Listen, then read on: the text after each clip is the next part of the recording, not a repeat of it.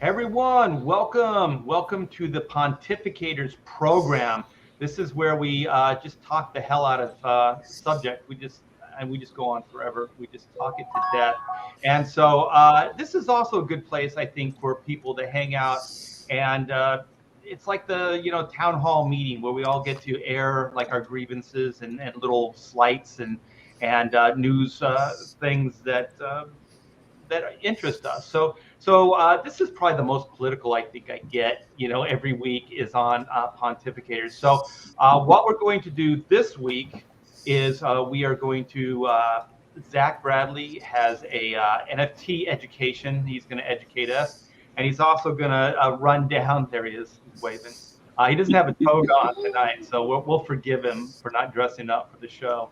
But the legendary, Mike S. Miller NFT thing that happened Monday. Zach was there, so he's going to get into that a little bit and what an NFT is, and also how Mike S. Miller pulled it out and made a shit ton of money.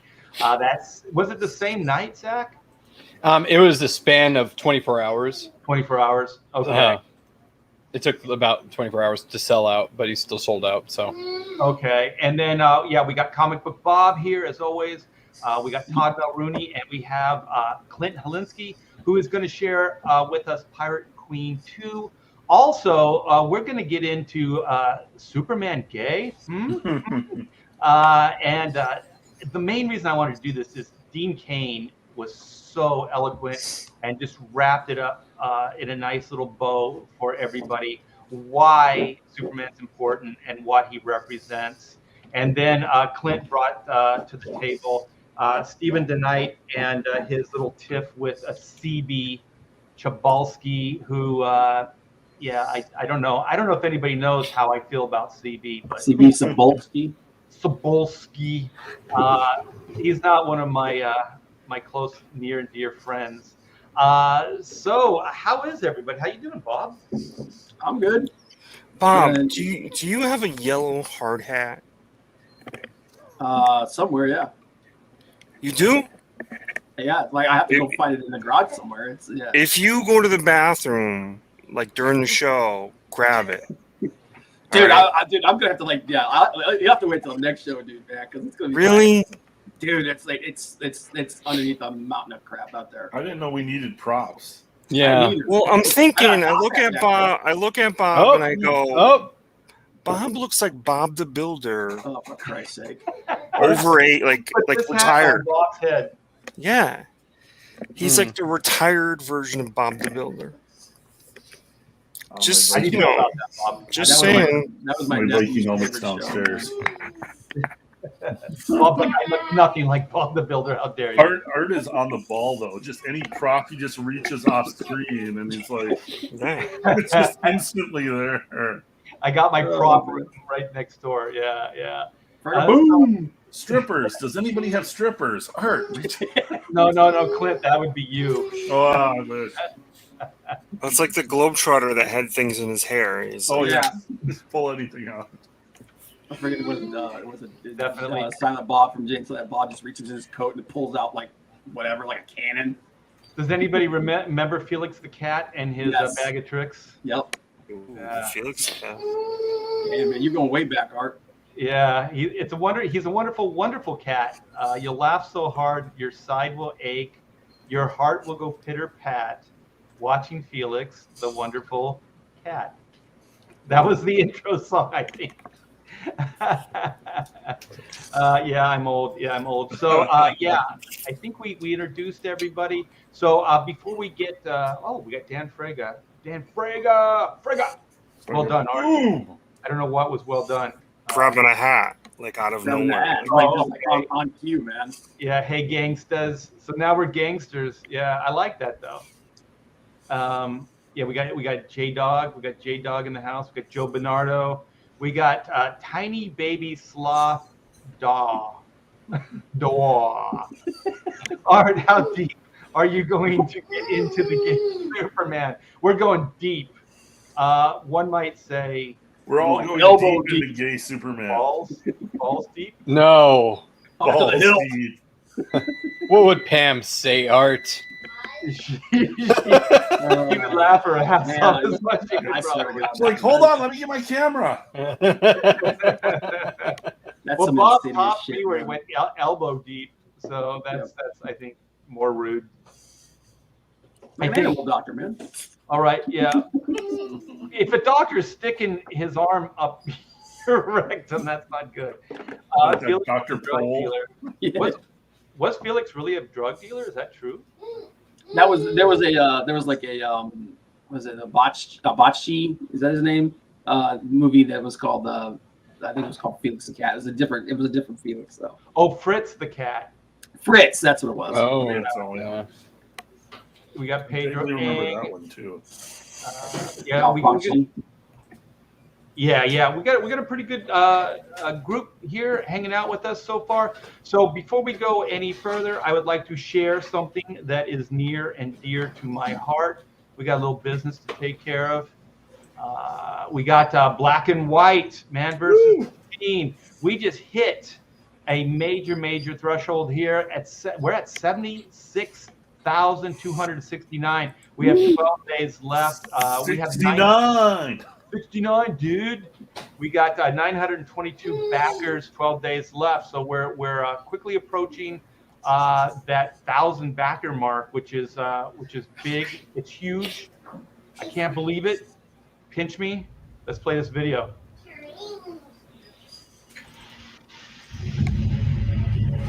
From RT Bear comes the exciting conclusion to the Black and White origin saga.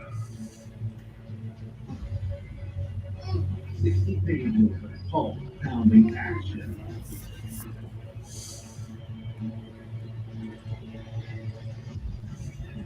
In a world where law and order are often blurred to gray, justice can only be black.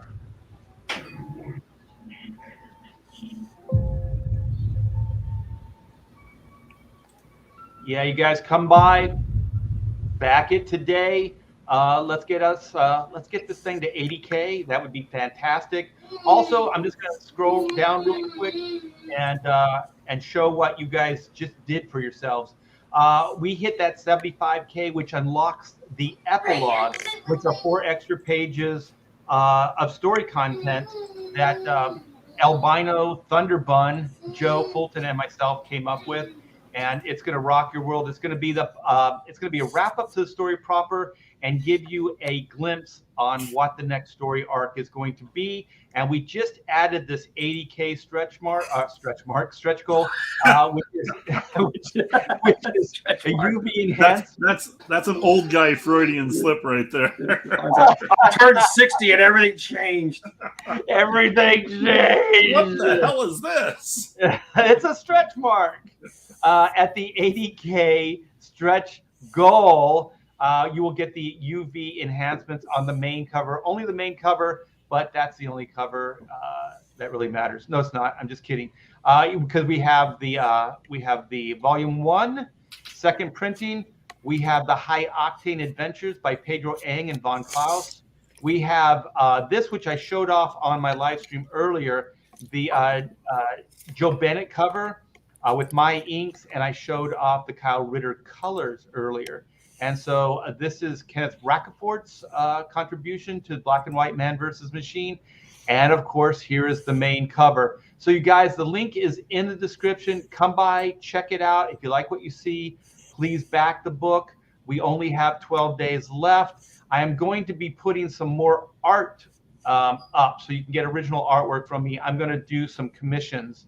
I'm going to open my commissions list to you guys. It's going to be very limited, but I'm going to do that. So a lot of you guys have been asking when I'm going to start drawing for them, in these commissions again. So that is what I will be doing very, very soon. So we also, as far as business, we have the great Clint Helinsky. So what's this all about, Clint?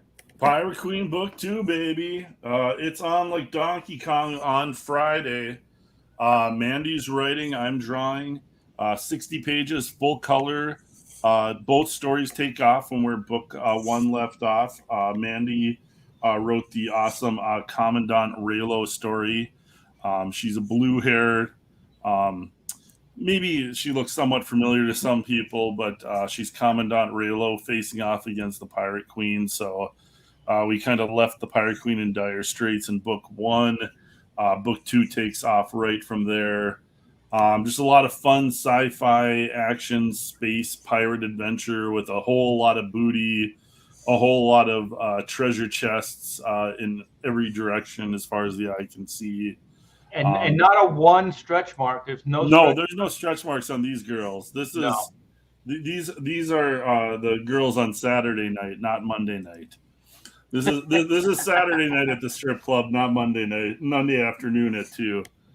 So I'm gonna aim this in Bob's direction. Stretch marks, are they better than skid marks, Bob? Dude, like I said in the thing, I don't know, man. You can wash out a skid mark. Stretch mark is forever. Forever. Yes. Yeah, but scars don't stink. That's true. Wow, we came off the rails pretty early on this. Don't chicks dig scars? Isn't that a thing? Chicks dig scars? Yeah, we keep it classy around here, man. Do chicks dig scars? Yeah, like if you get a sweet scar, chick can be like, "Hey, how'd you get that scar?" And be like, "Let me tell you a story, babe." The war. Okay, Zach, how do you feel like if your lady had a massive scar? Would you see? I would still love her. So you wouldn't? You would be like, "Damn, baby, you gotta be careful. You gotta be more careful. What the hell?" And it'll be like, "What happened?" She'd tell me a story and be like, "Oh, cool story, bro." So it works both ways. It's like, what was that movie with Will Ferrell and where the dude had the scar from the jungle gym or the monkey bars or something, and then he's like, "I got the same scar," and then he's like shows his scar, and then he takes off another piece of clothes. It's like this scar went like over his entire freaking body. It's like, Jesus Christ, dude, what the hell? I've heard of Scarface, but not Scar Body. It's like, God dang, man. I just wanted to add to go back, Zach. Your lady's right there, right? She can hear everything. Oh yeah, she can hear me. Hi, sweetie. Hi, sweetie. So, did we drop the link to the sign up page for Pirate Queen here in the chat? It's not in here, and it's not in the description. So if you want to drop that, Bob, that would be great. Thanks, Bob. Do me a favor, drop it in the private chat, man, and I'll drop it. Yep, I'll do it. Cool. So we go. But we do have the movie trailer for it, where I did my normal bang up job of narration and everything. I think everybody. Oh, we got a video. Oh, cool. Oh yeah, you got to play the video. I think everybody will be pretty impressed. A lot of people really liked the quality of my first Pirate Queen video. This one, I tried to achieve that kind of same level. So. Well, go ahead and play it. All right.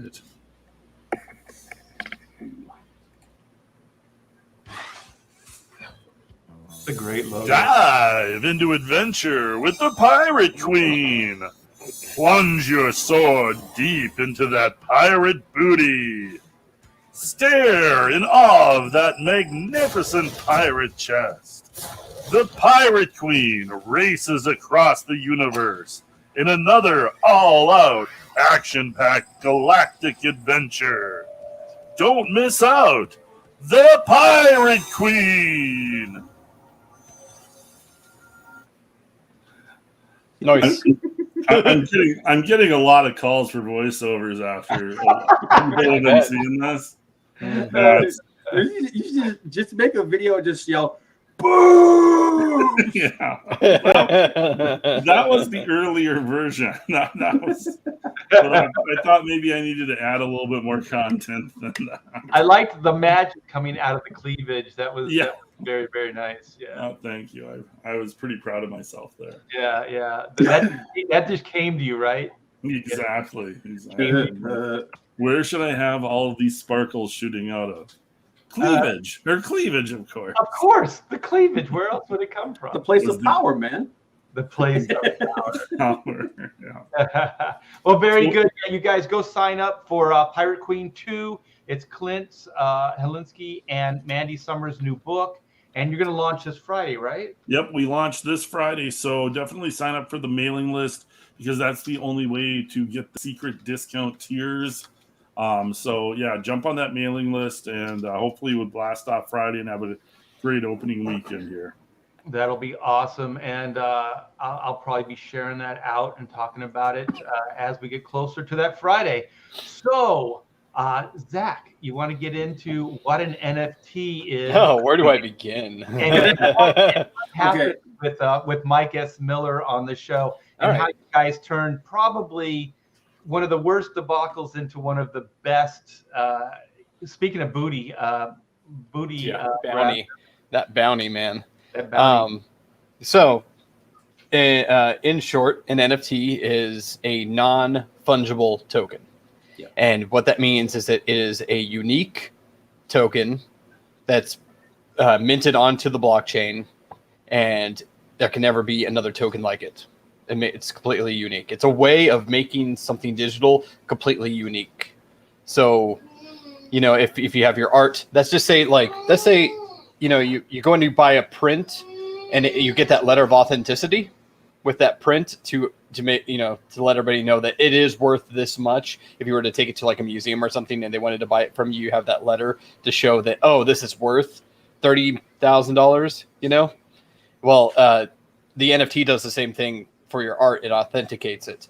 But that's what we're using it for right now. But the use case for it is going to grow very rapidly. And I guarantee you within the next 5 to 10 years, you're going to have NFTs pretty much woven into your life, because they'll start making NFTs things of your like your license or the deed to your house. You'll be able to put those things as NFTs, and you'll be able to secure all of your property, all of your things essentially on the blockchain, which is completely transparent and completely decentralized, and no one has control over it.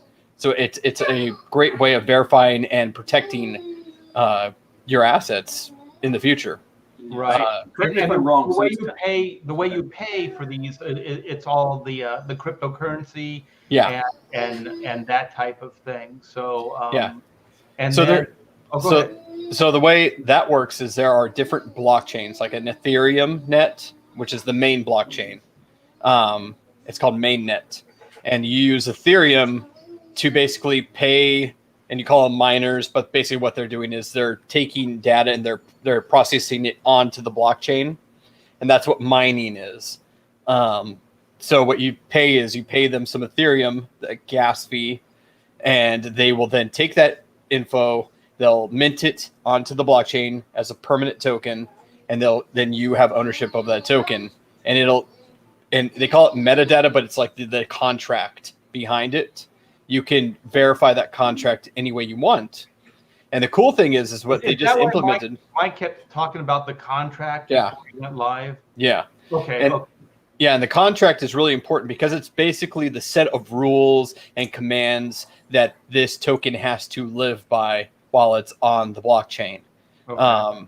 So it's really cool is that you can actually set it. Let's say like you buy a car, and you get a smart contract for that car to deem the value and the payment systems and everything like that. That contract will ding every time to basically it'll enforce that legalization. There will be no more misconceptions, and it can't get lost.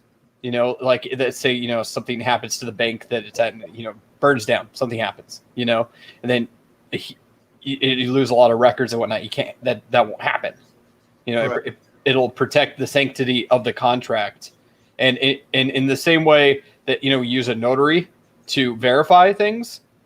Well, to get rid of the notary, you don't even need it with NFTs, because you have something that verifies it, and it's permanent and it can't be changed. And the verification is the coding, right? It's like the metadata.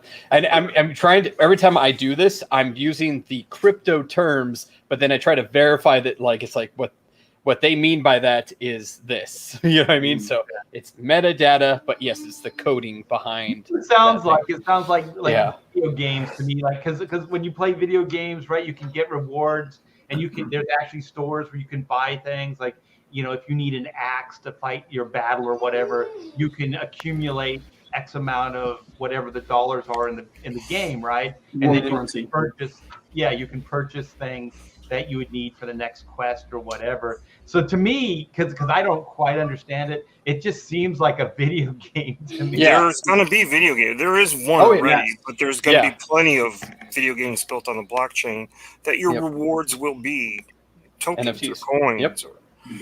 Zach, let me ask you this, because I see people saying that they're using it for their digital comics. So could a creator attach NFTs to like a print run of digital comics? Yes, perfect. So you could say I'm selling 2,000 of these digital comics, and that's going to be it. Yep. And they will never be printed again. Yep. So this will be a collectible item. Is that some of the thought process? Yeah, and the only thing that was holding that back is the gas fee, because because Ethereum, the Ethereum 2.0 mainnet hasn't been updated yet. It's supposed to come soon, and that's supposed to lower the gas fee by immense amounts. But there are new tokens. There's the Poly chain and the Solana chain, which are super cheap for gas, and that will allow you to get to those prices that you're thinking of, like as selling a print run of like $10 a comic. Because right now it would make no sense to do that on the Ethereum chain, because every time you would mint it's like $60 to $200 per mint. So that makes no sense why you'd sell $100 comic for, and then have to mint that. But right now there's other chains that are solving that problem until Ethereum 2.0 comes out. But yes, perfect example, Clint. That's exactly the direction that it's going to be going. Is these are collector's items, and the cool thing is when you put it on their blockchains, you can find out it's completely transparent. You can find out the ID of that mint. You can find the address, who owns it. So therefore, you can verify who owns what. There's never going to be a question of like stolen property. So that's you make like 2,000.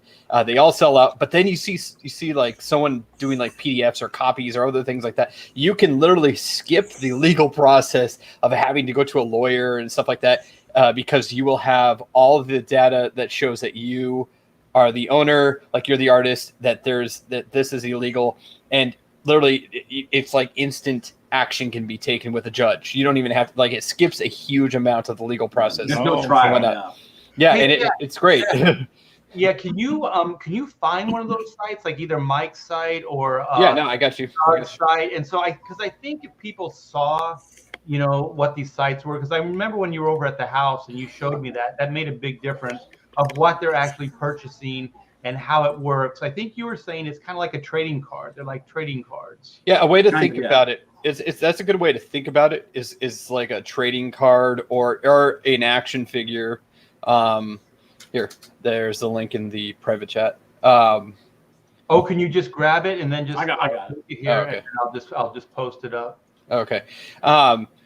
It's kind of I also have to explain that because these are being traded with cryptocurrencies that are so volatile, people are using NFTs to make money by investing large sums into these projects. So you're going to see projects that don't look nearly as good as Mike's or mine. You're going to see a lot of projects that look very, very simple. And you're going to ask yourself, like, why the heck is someone paying $10,000 for this tiny little JPEG? It makes no sense. But the thing is that every single time an NFT comes out, you have to think of it as like a new crypto coin where people invest in it. They pump up the price, they flip them, they sell them, and they make a huge profit. And so there's these NFT whales that come through and do this. And that's why you're going to see all these avatar projects. But also there's a very, very dedicated community of crypto nuts. I don't know exactly what to call them exactly, but they love collecting these because it brings together the community. There's a very large community aspect.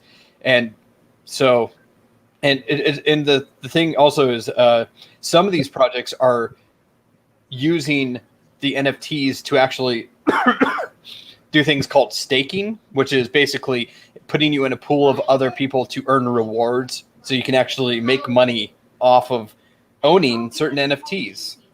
And you'll get paid like once a month based on the staking pool. Wow. Well, So describe how this works. Okay, so you got Funky Monkey Rat House 438. So that's like the lot number or whatever, Mhm. right? All right, so scroll down just a little bit, and then go to that properties tab. This will explain a lot. So you see that in the collection, it's showing there are certain attributes, and that certain monkey has certain attributes that are a certain rarity. That's the collectible side of the collection, you know. Right. So there is an aspect of this where people want to collect rare items, you know. And so then there's a trading history as well. So people can track who's buying and trading or selling the NFT, right? Yep. As I said, everything is completely transparent in the system. There's never going to be, there's no shady dealing. So it's, if anybody in here that has that misconception or preconception that a crypto is only used for, you know, money laundering or, you know, nefarious things, they couldn't be further from the truth, because and you can't get away with it. This seems like somebody who was like a Pokemon collector got together with somebody on Wall Street. Kind of. And said, how can we merge these two things together? Well, that's perfect. Yeah, no, but I think what it was it was the Pokemon guy, and then he decided that he was going to try his and just put things on the blockchain. I don't think a Wall Street guy was ever involved in this process. You should see the one of the very first and the most profit NFT is a collection called CryptoPunks. They're literally just pixels. And there's the cheapest one is worth $70 million. Yeah. Zach, you can also hide tokens within the art, right?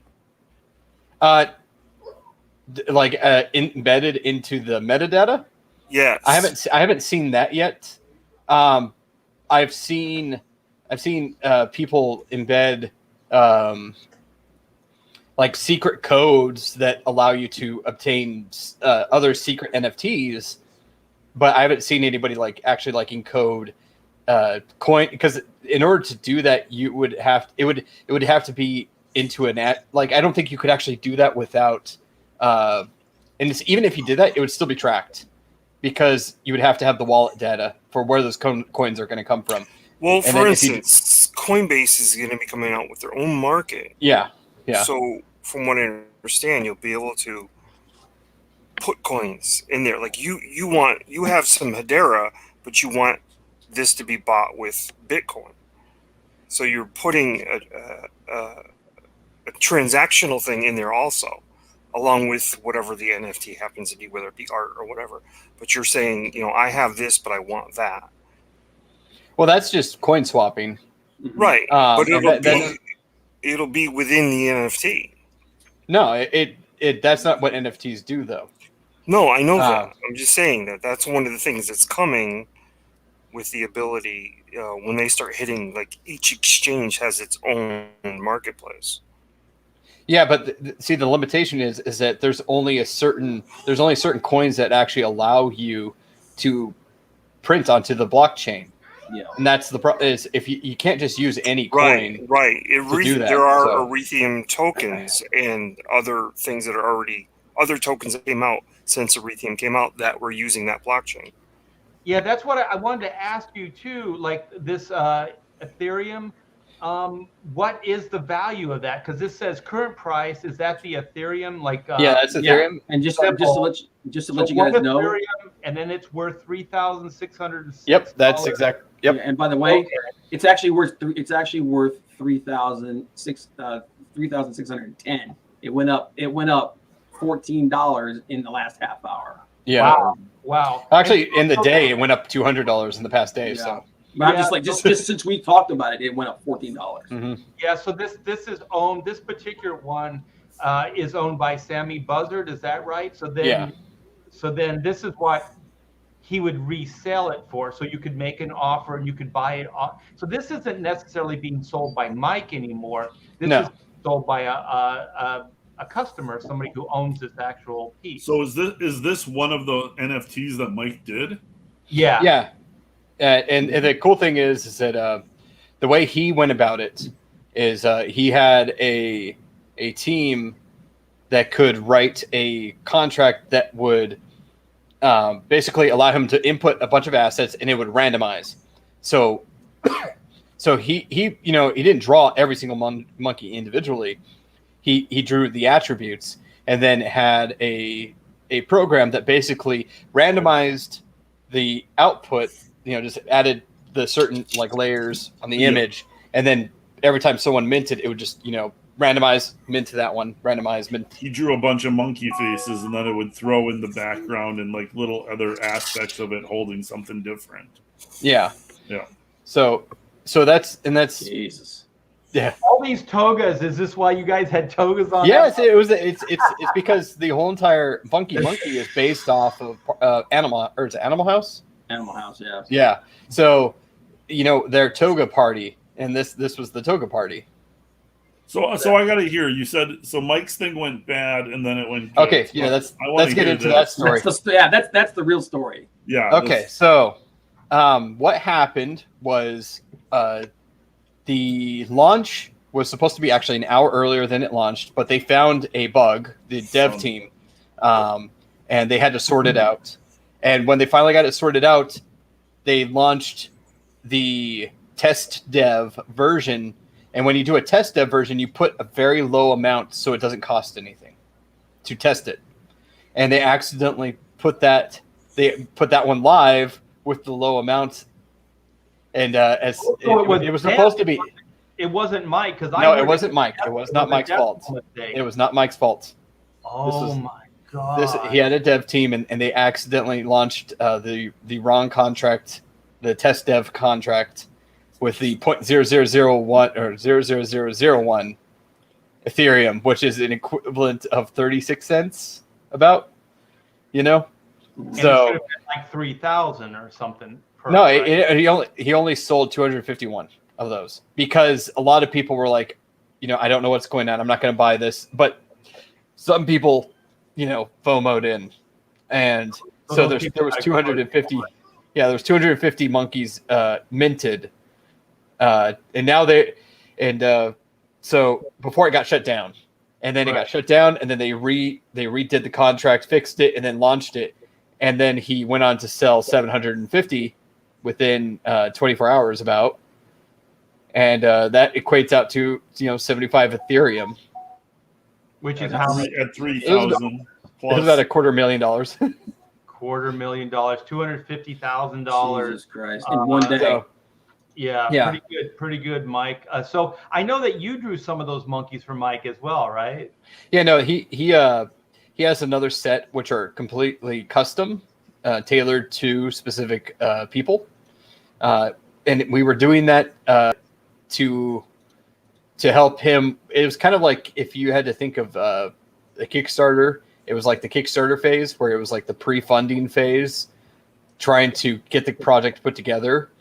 And so we were taking on customs. And the thing was is that he's done work for one of the largest YouTubers out there for crypto. So these people, he was able to call upon that community to help him. And they were very generous. And they came and they supported, and basically, Mike had so many customs that he was able to start distributing them out to his people that were able. And I took a few. So just a legit. Go ahead. Password is What? You broke up. my Outlook mail password. Bob, we can hear. Sorry.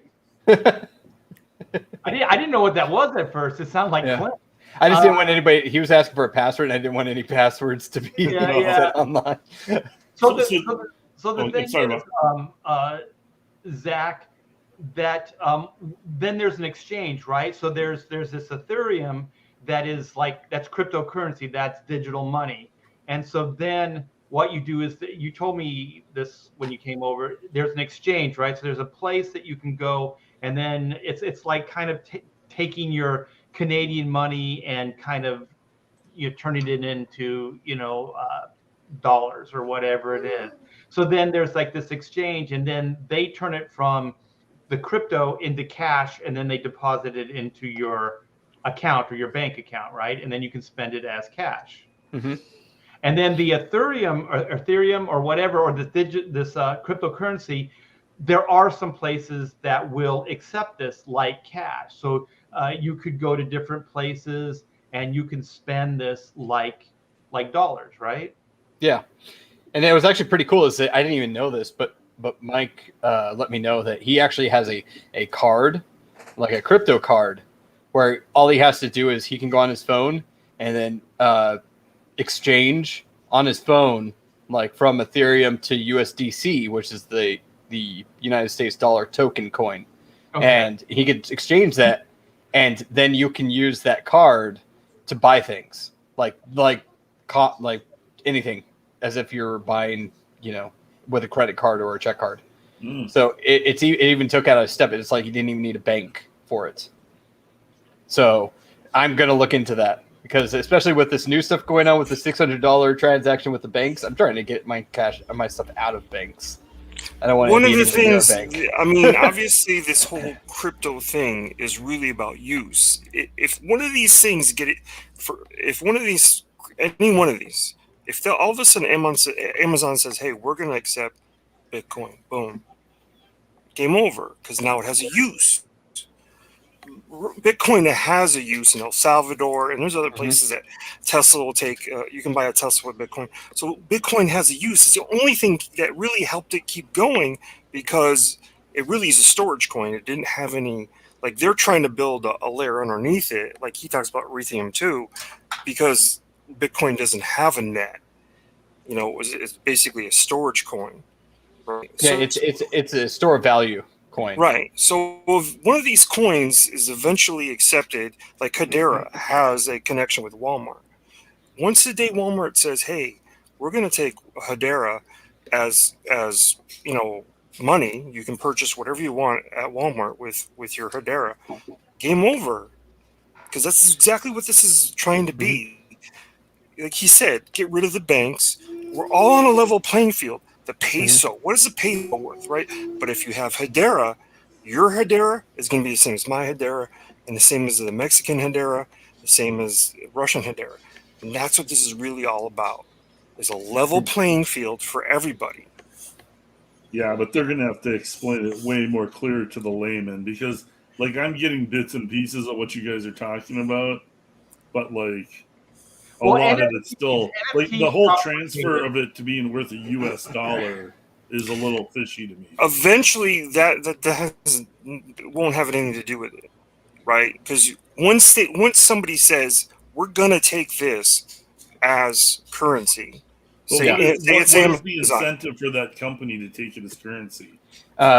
Purchasing power, more customers. They know how much is out there. Look at the supply. Right, Walmart's doing pretty good right now. I don't know that they need to I don't see the retailer incentive to monetize blockchain money. Other than it being completely transparent, you know what I mean? Like, every transaction is recorded on a ledger that is permanent, which is something that banks can't do. They have personal ledgers that they then have to talk to one another about, and then they have to discuss it with the treasury and all this other stuff. It's a very convoluted system. The blockchain. Oh, I just got a really angry look at my wife, because she works at a bank. You know where I work? Yeah, she works at a bank. So easier way to say you got a job. And I think that's maybe my point, though, is this only has value to the people that care about it, to learn. No, wait. You got to think of the guy who's growing coffee beans in Africa, right? This is one that's used all the time. Which is a guy I rarely think about. Okay, so he's selling his coffee beans to Starbucks. Now that transaction goes through a bunch of different middlemen, and everybody's taking a piece of his money. When it can be a one transaction between him and Starbucks, and there's a very small transaction fee that's down below a penny. That's what this is really about, because this guy's getting raped because of where he's from.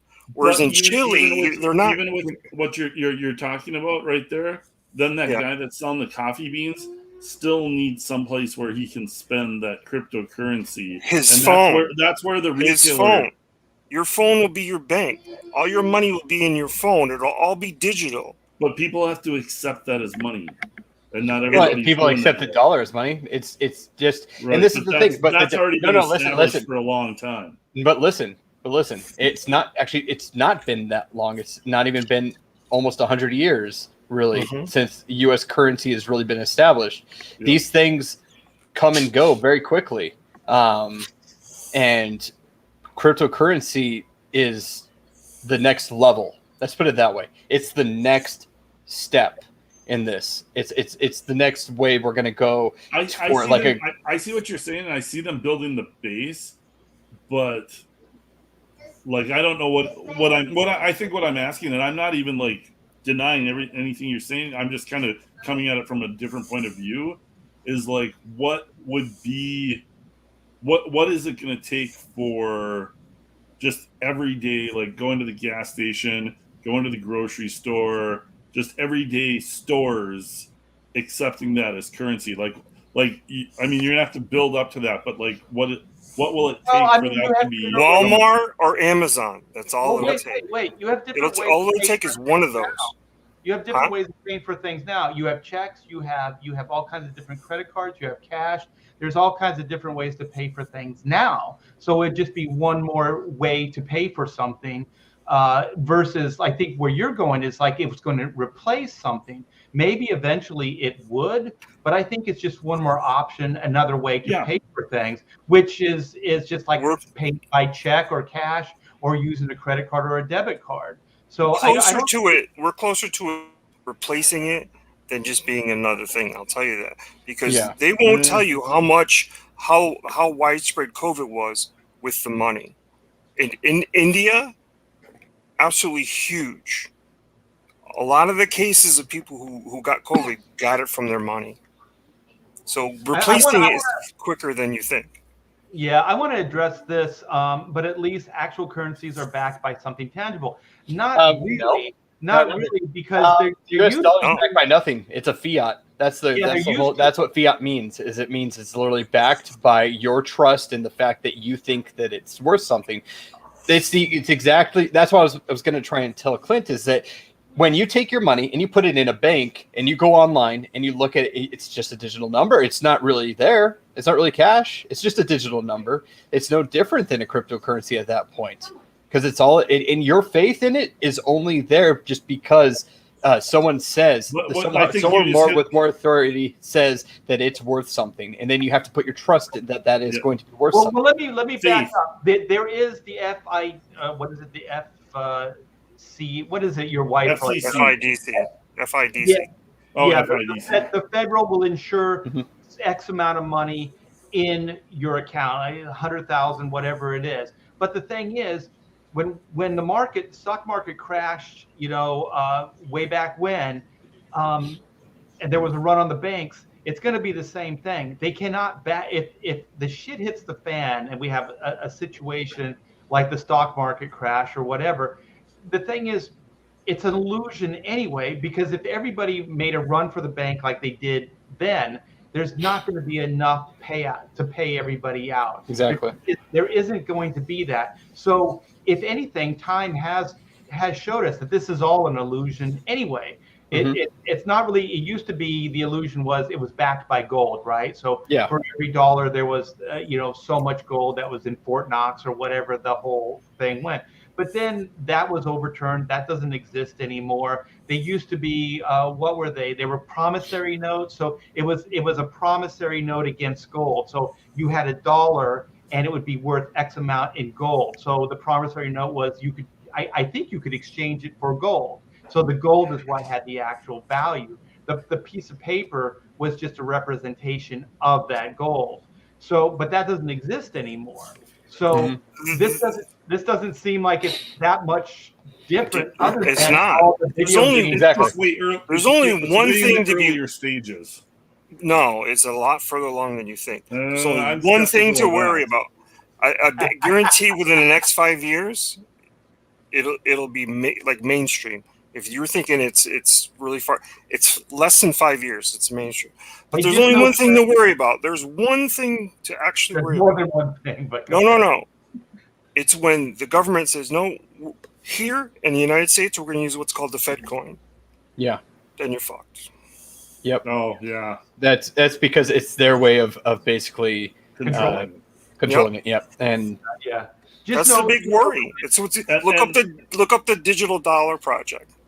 And look at the history of government. They will totally step in and do that because they're not going to have a currency out there that they don't control. And they're giving Walmart and Amazon hand over fist money. Please don't take it. Please don't take it.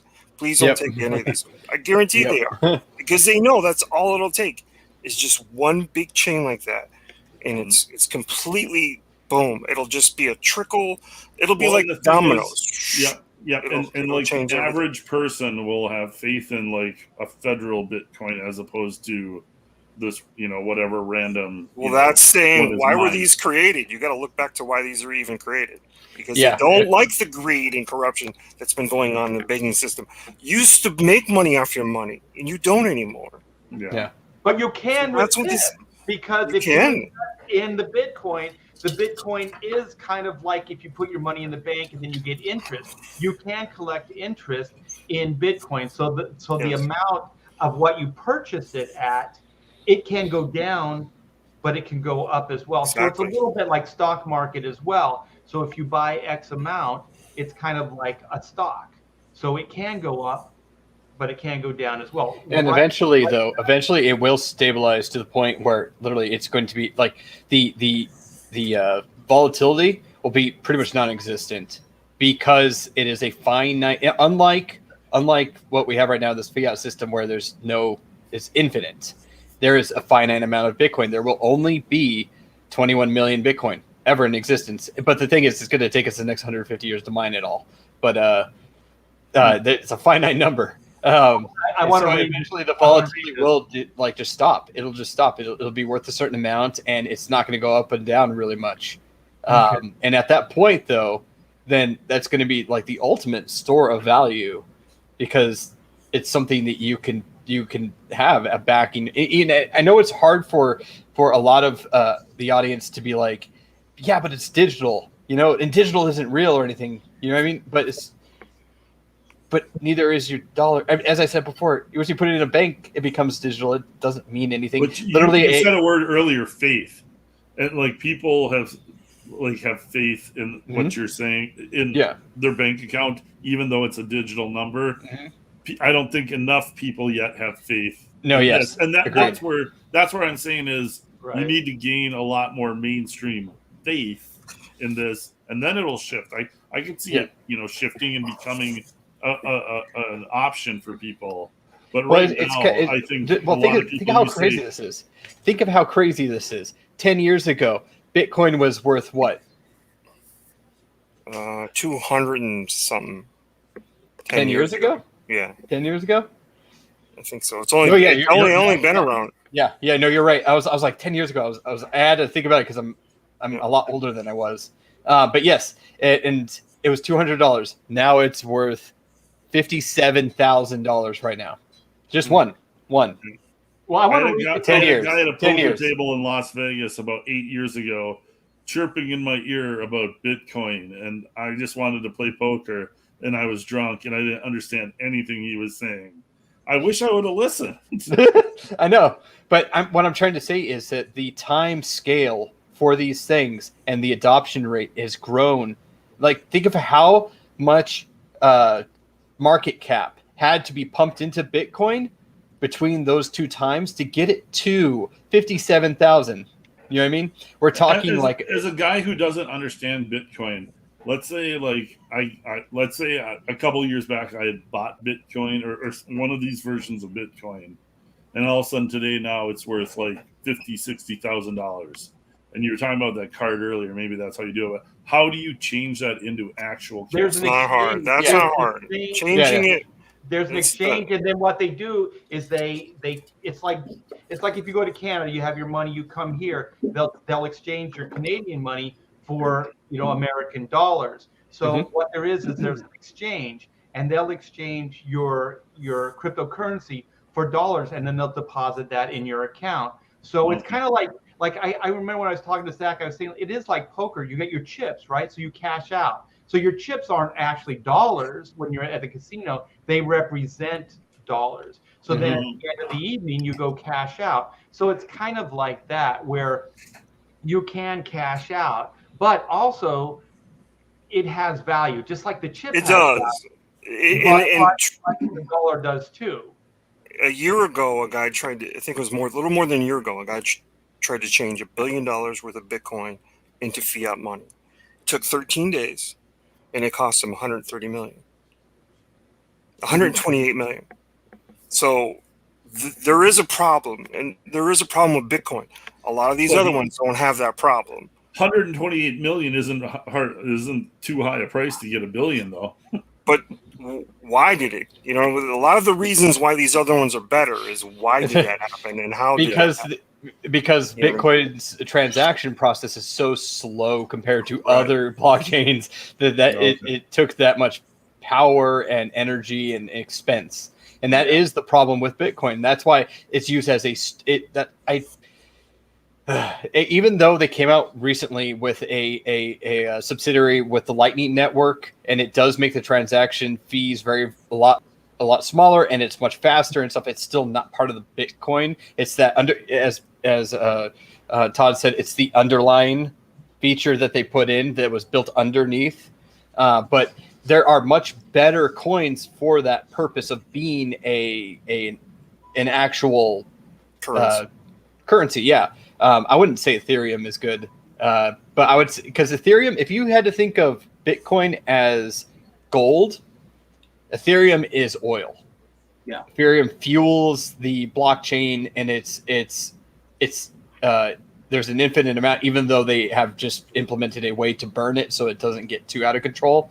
But if you think of it that way, it's digital gold and digital oil. But there are coins that are really, really, really fast with their transaction, like Cardano and a bunch of others, things on the network that work really, really, really fast, and they're really, really good for using as a and currency. The transaction to use them is 0.00001.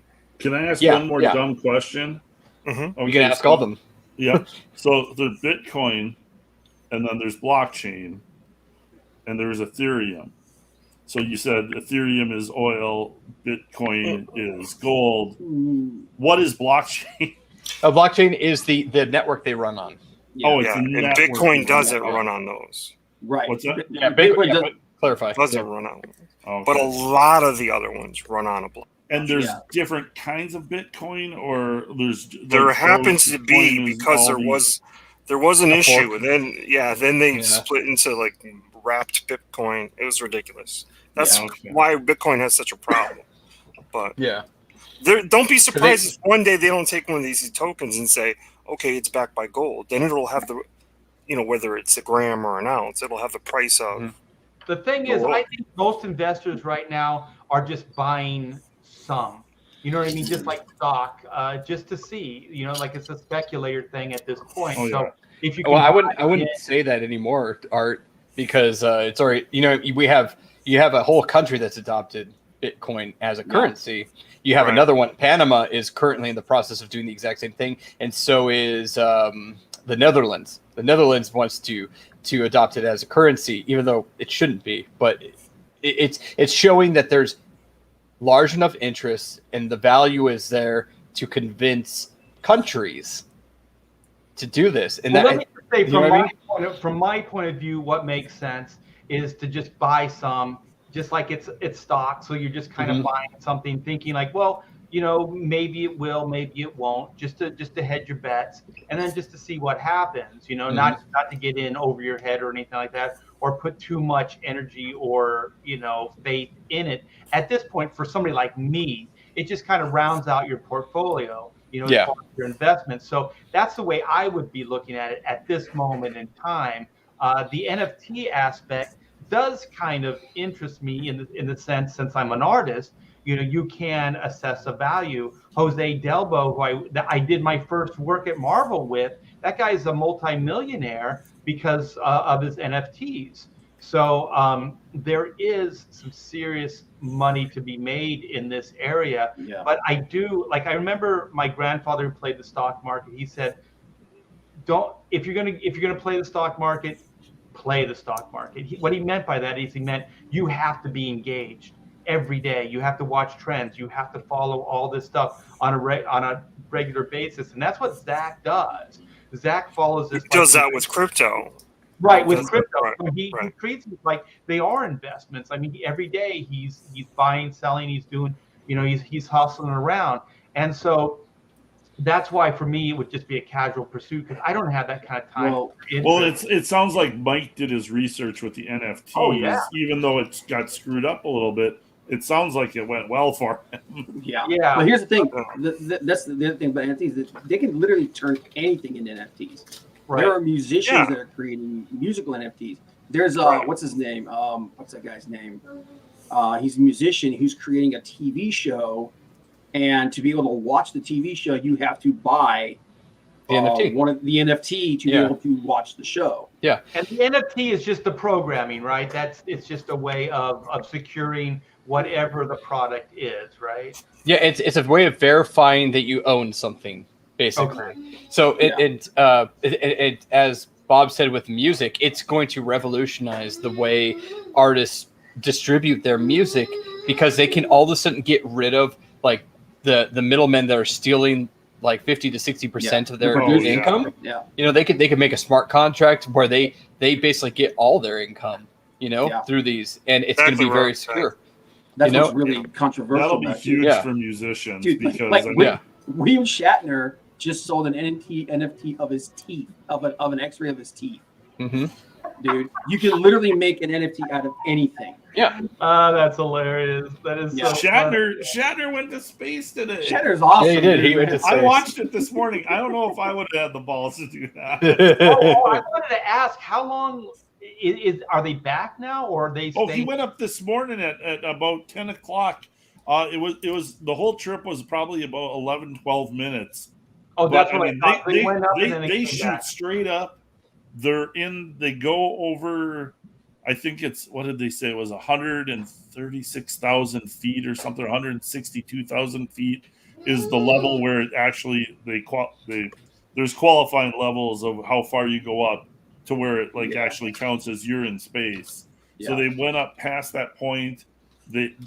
Once they hit that, the rockets have already shot off, and they kind of go with, however, I'm no scientist, but they kind of go a little bit, float in there. That's where they hit their 0 Gs, and then they start dropping down again. So I watched it this morning.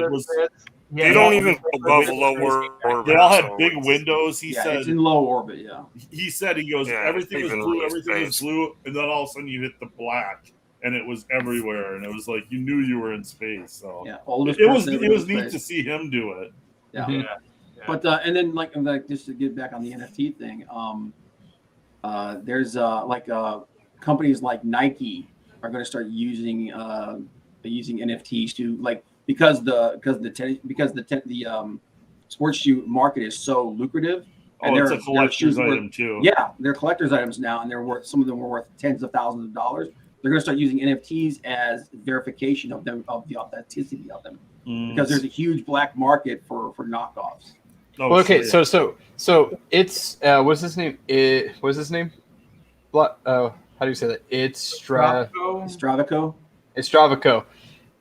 NFTs do not have to just be digital things. There are NFTs where basically you're verifying a physical thing, like for comics. Yeah, comics and Nikes and stuff like that. You're verifying they're using the NFT parts to verify that you own that thing, just like CGC could get into like NFT grading. Exactly.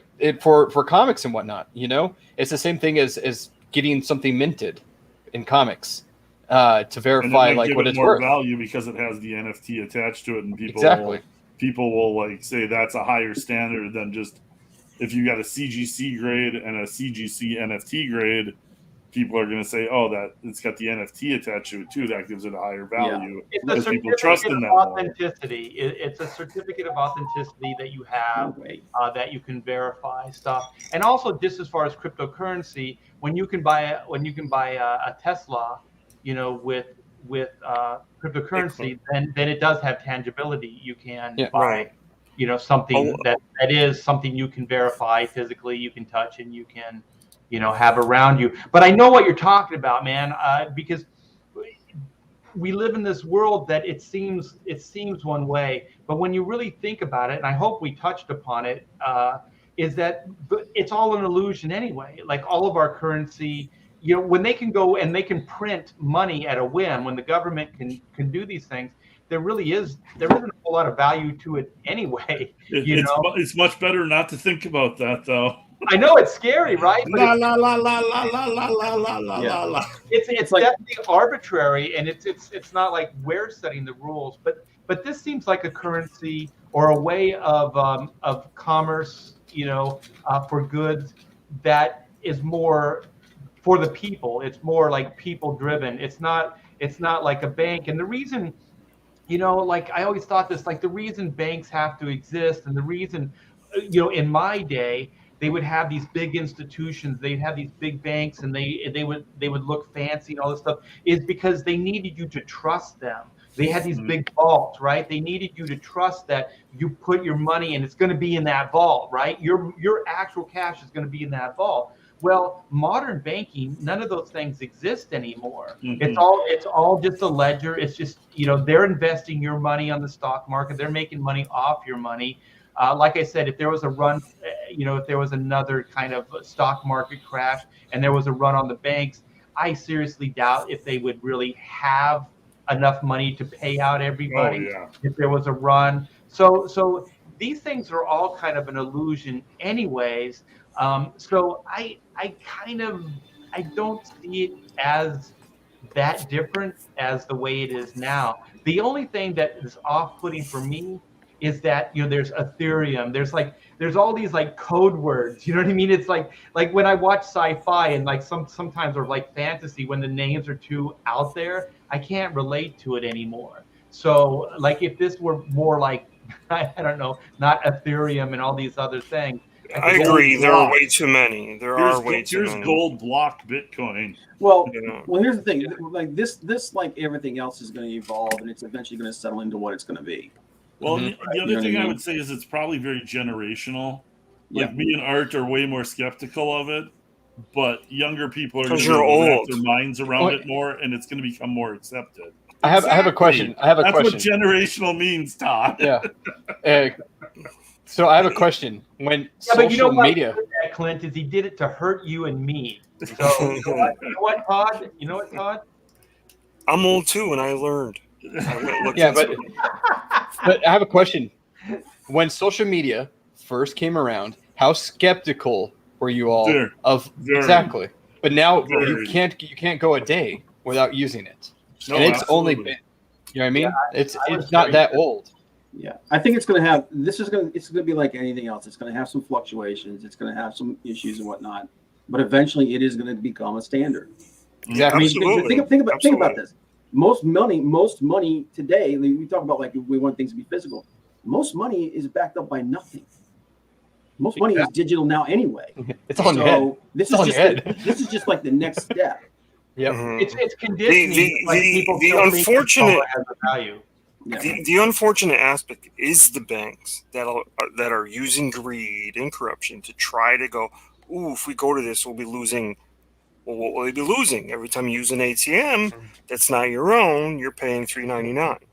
So they're looking at what they'll lose, and not what the world will gain, because the gain for the world is infinite, but what the banks will lose is also infinite. So there's this tug of war, and there's lobbying, and there's let's get some regulation first, and it could go all to shit. It could. Yeah, here's the thing: money is fake to begin with, anyway. It's currency is backed up by confidence. Confidence is something that could be instantly shaken. I mean, we've been off the gold standard. Build these institutions, they try to build confidence in it. But now, like when you can go to the supermarket and there's a bank there, or it's all digital, like with your credit card and direct deposit and all these other things. Banks are becoming sorry, Paige. They're becoming less and less relevant as time goes on. And also the thing is that I get pissed off that banks penalize you. Like if you pull X amount of money out, or you do this, that, or the other thing. Especially like newbies, people are just starting, bank accounts and stuff. They overdraw, they get in. I mean, we've all been down that. It's almost like they penalize you because you don't have enough money in their bank, to cover things. And I think their policies are a little too absolute. I think there's a lot of penalties. There's a lot of restrictions. There's a lot of fees involved with banking now, which I just don't think they should do, because if the bank is really doing their job, that's how I feel, they're investing your money. So make good investments. You're going to make money off of it anyway. And that little percentage that you're giving us, quite frankly, it's not even keeping up with cost of living. So any interest you're getting from a bank, once again, sorry to your wife, it's not even keeping up. It's not even keeping up with inflation. So these are already illusions. These are already this is not, It's Stravaco said, I don't trust digital because I have a lot of gamer friends who buy all these digital games, and then one day they go to play them and the server's gone, no more game. Yep. Here's the thing about these NFTs and stuff like that. You don't have to keep them on net. You can put them on a hard drive and just store them in your drawer somewhere. Yeah, it's you can export NFTs and the data and everything like that to a wallet, and you'll have them forever. Whether or not they'll retain the value in time is the other question. That's the other question. And I just want to kind of wrap up one big question that people usually have is why are these being sold, these images, these things being sold for so much? And that's always you know what I mean? Well, it's just why does art that looks like shit get sold for millions and millions of dollars? Because there's a is this the first one? Yeah. This is my prediction. As soon as Amazon or Walmart starts allowing people to use crypto tokens to purchase, we'll see a drop in the market for NFTs because they'll have something to use their crypto on. Yeah. There's another side of that, Zach, because I've been hearing about these NFTs are crowding that blockchain and causing slowdowns in transactions. Mm-hmm. So there's some other things that'll have to happen too. It's just a prediction I have. Is there any money in FTs? Can I do some fungible tokens? Just make it super fungible or fungible? Fungibles. You mean like gold and silver? Yeah. Fudge them all up. Yeah. Are fudge sickles still a thing? Fudge sickles, I'm pretty sure. I enjoy a fudge sickle once in a while. What's a fudge sickle? Hey, let's change over. We got for a second hour. Yeah. We have the Superman thing. I don't know if anybody heard that. It's not Superman per se. It's Jonathan Kent. It's Superman's son, Lois and Clark's son. Well, he's Superman right now. Yeah, and he's gone the way of the gay, and so. Does anybody have? I have a story. It's it's on the Hill. But does anybody else have anything that can read from, or do you guys want me to put this up here? I guess I don't have anything up right now. Yeah, let me share it here. The least surprising thing coming out of DC is that Superman is gay. The biggest thing I took away is that it just increases my level of not giving a shit anymore. Yeah, nobody cares. And this is kind of old news. You know, like they just turned Robin. They just announced that Robin was Tim Drake, was gay, and so then this comes out. A few months, was it just a few months, right? After that. So Dean, but the reason I wanted to cover it, because everybody's talked about this already, but for me, it was Dean Cain's reaction to it. So just as far as some backstory, DC is turning a lot of their heroes from straight, or I guess from straight to homosexual. So I think or bisexual at the very least. Right. Bi-curious. Yeah. Hey, why not? So how many are there now? So there's like Aquaman or whatever. There's Robin. There's Superman. Isn't the Silver Age or Golden Age Green Lantern Alan Scott is in Earth 2 he is. Yeah. Everyone who's had a kid, they're all all their kids are gay. Yeah, Obsidian. Alan Scott's son is gay. Blue Beetle. But here's the thing, though, man. They have ensured that this character has become radioactive for the rest of for the foreseeable future. They're not going to build their entire company around this character anymore. There's no chance. It's going to be here and it's going to be gone, and he's going to become a side character. It's like every time that they do this. It's what they always do. Yeah. Yeah. Well, why do you think they're doing it? Because Jim Lee, they're literally doing it so that it'll be on the front page of the MSN homepage. Yeah, they're doing it just strictly for publicity, not for sales. It's Jim Lee doing what he's done for decades now, which is court the Hollywood and the social elite. Do you think it's a way of also just kind of justifying a position to your corporate overlords? Like, look what we're doing. Like, we're getting a major headline here. And then, it's like they're tricking them like, oh, well, that's great. How's this? And, but eventually, the check becomes due and they're just going to ask themselves, well, how does this turn into dollars? You did grab the headline, so congratulations. But how is this, helping the sales?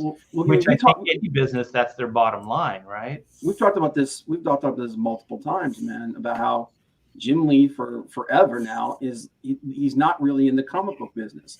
He's always courting this Hollywood the Hollywood elites and whatnot. That he wants to be a member of Hollywood. He doesn't really care about the comic book industry anymore. That's just his way of getting into that. And this is just more of that whole thing where you're catering to the Hollywood elites. I think these big corporations don't even care about comic book sales. No, it's just a quick sales to them are nothing. It's nothing. Just a quick. So their incentive isn't to sell comics. Their incentive is to get attention. I'm not even sure what their incentive is. It's like this must fall into what they believe the higher ups want to see. Being like a social justice kind of thing makes their corporate overlords happy, I'm assuming, because it keeps their jobs safe. I don't even think that, because their sales are not good. They don't care about sales. Comic sales don't matter.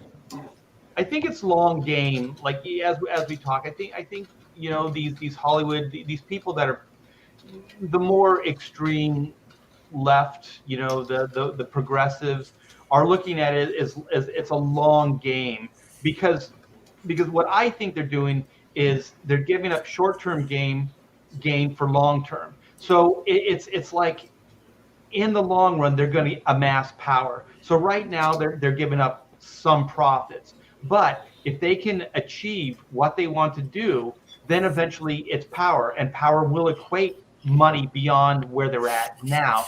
Case in point, it's all about the language. So this is just one more way of changing the language or your way you look at things. So all they do is say, oh, the blue sky, it's not the blue sky anymore, it's the green sky. And so then all they do is try to convince you in their ways. Like, if you don't believe it's the green sky, then there are only three lights. Right. And yes, exactly.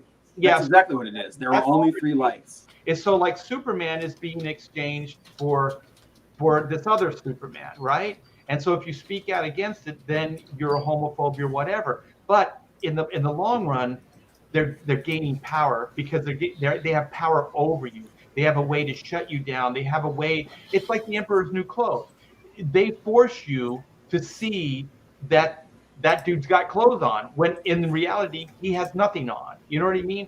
So that's all they're doing is it's trying to force you into thinking something that they want you to, and the more ridiculous the better for them, because it is just like the Emperor's New Clothes. Yeah, like because comic sales aren't going to matter to anybody at the top of Warner Brothers or Hollywood. Like that. I mean, if Superman's selling 100,000 or 30,000, it makes zero difference to them. Oh, the new Superman is gay. That matters to them. That sends out. That is more powerful, and then that keeps those guys' jobs. Well, if you can shut somebody down for a belief that is universal, if you can get somebody to change their opinion that the sky is green, that's power. That is major power. And then you don't just stop there. You just continue to go on and on. A man is a woman now. A woman is a man. They're just constructs. There's no male, female. All of these things are just bullshit. It's a world, exactly. It's a world built on bullshit and cotton candy. Right. It's ridiculous. But here's the thing. I'll be honest with you. Like I said, my level of not giving a shit is extremely high. The thing I find is that I just find this incredibly creepy because 3 years ago he was an 11-year-old kid. Mm-hmm. Yeah. 3 years, and he's 17 now. He's not even an adult. He's not even an adult. Yeah. So why do we care about his sexuality then? There's two people who are responsible for this: Jim Lee and Brian Michael Bendis. Tom Taylor is just completing the circle. Yeah. Brian Michael Bendis started this crap 3 years ago. Here's the thing, and this is what he does. Brian Michael Bendis goes in, he replaces heroes with these facsimiles, these woke facsimiles. That's his thing. But the thing that's really creepy about this whole thing was when Jonathan Kent. Why did they do this to Jonathan Kent? Because when he was created, he was literally what's his name? My brain's blanking on the guys who created him. Tomasi. Oh, Pete Tomasi.